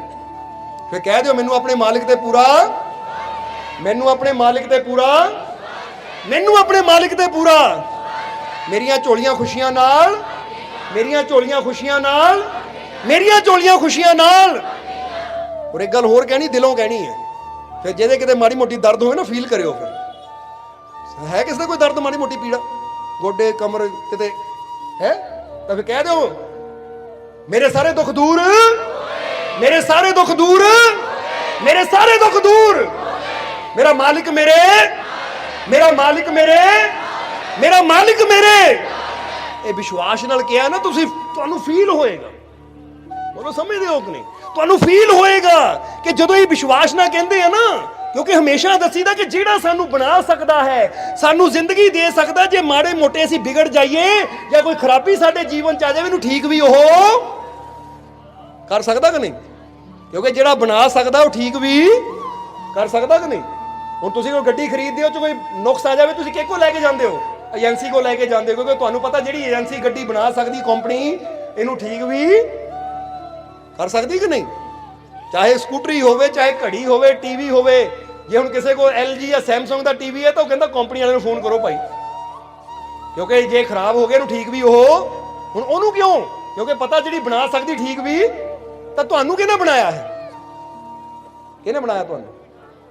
ਉਸ ਮਾਲਿਕ ਨੇ ਬਣਾਇਆ ਨਾ, ਉਹ ਪ੍ਰਮਾਤਮਾ ਨੇ ਬਣਾਇਆ, ਪ੍ਰਭੂ ਨੇ ਬਣਾਇਆ ਨਾ।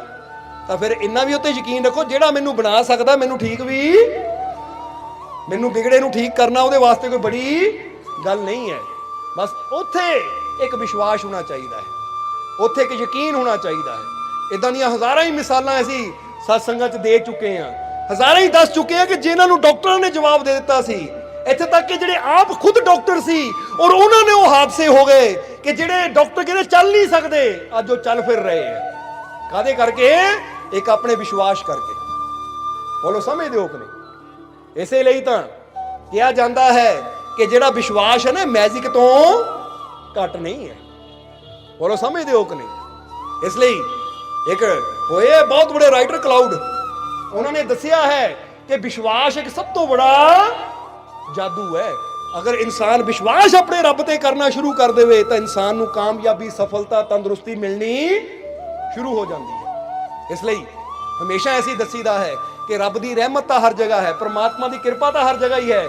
ਬਸ ਉਹਨੂੰ ਪ੍ਰਾਪਤ ਕਰਨ ਦਾ ਇੱਕ ਢੰਗ ਹੁੰਦਾ, ਇੱਕ ਯੁਕਤੀ ਹੁੰਦੀ। ਜਦੋਂ ਉਹ ਯੁਕਤੀ ਨਾਲ ਅਸੀਂ ਜੁੜ ਜਾਂਦੇ ਆ ਨਾ, ਤਾਂ ਫਿਰ ਬੜੀ ਸਹਿਜਤਾ ਨਾਲ ਆਪਣੇ ਰੱਬ ਦੀਆਂ ਰਹਿਮਤਾਂ ਤੱਕ ਅਸੀਂ ਪਹੁੰਚ ਜਾਂਦੇ ਆ। ਕਿਉਂਕਿ ਬੜੇ ਮਾਲਕ ਦੱਸਦੇ ਹੁੰਦੇ ਸੀ ਕਿ ਸੰਤਾਂ ਦੀ ਸੋਭਤ ਰੇਲਵੇ ਸਟੇਸ਼ਨ ਦੀ ਤਰ੍ਹਾਂ ਹੈ। ਸਮਝਦੇ ਹੋ ਕਿ ਨਹੀਂ?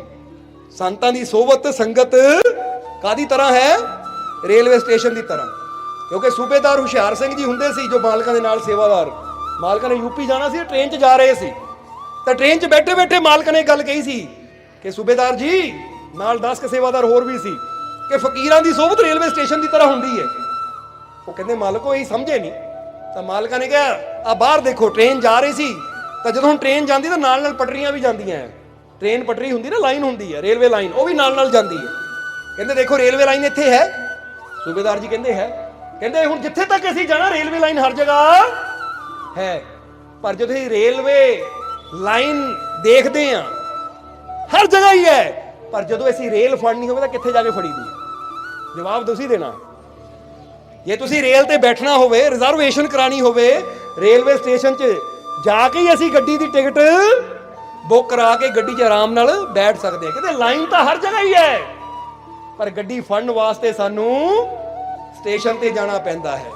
ਇਸੇ ਤਰ੍ਹਾਂ ਫਕੀਰਾਂ ਦੀ ਸੋਹਬਤ ਸਟੇਸ਼ਨ ਦੀ ਤਰ੍ਹਾਂ ਅਸੀਂ ਕਿਉਂ ਕਿਹਾ ਕਿ ਰੱਬ ਦੀ ਰਹਿਮਤ ਵੀ ਹਰ ਜਗ੍ਹਾ ਹੀ ਹੈ, ਪਰ ਜੇ ਰੱਬ ਦੀਆਂ ਰਹਿਮਤਾਂ ਦੀ ਗੱਡੀ 'ਚ ਬੈਠਣਾ ਹੈ ਨਾ ਤਾਂ ਫਿਰ ਸਟੇਸ਼ਨ ਤੇ ਯਾਨੀ ਫਕੀਰਾਂ ਦੀ ਸੋਹਬਤ ਸਤਸੰਗ 'ਚ ਸਾਨੂੰ ਜਾਣਾ ਹੀ ਪੈਂਦਾ ਹੈ। ਉੱਥੇ ਜਾ ਕੇ ਅਸੀਂ ਉਹ ਰਹਿਮਤਾਂ ਦੀ ਗੱਡੀ ਵਿੱਚ ਬੈਠਦੇ ਹਾਂ। ਇਸ ਲਈ ਅੱਜ ਤੁਸੀਂ ਵੀ ਰਹਿਮਤਾਂ ਦੀ ਗੱਡੀ 'ਚ ਬਹਿ ਗਏ ਹੋ। ਬਸ ਉਹਨੂੰ ਵਿਸ਼ਵਾਸ ਰੱਖਣਾ ਹੈ ਕਿ ਜੇ ਅਸੀਂ ਇਹ ਵਿਸ਼ਵਾਸ ਦੀ ਗੱਡੀ 'ਚ ਬੈਠੇ ਹਾਂ ਨਾ, ਯਕੀਨ ਰੱਖਣਾ ਕਿ ਸਾਨੂੰ ਖੁਸ਼ੀਆਂ ਦੀ ਮੰਜ਼ਿਲ ਵੀ ਜ਼ਰੂਰ ਮਿਲੇਗੀ।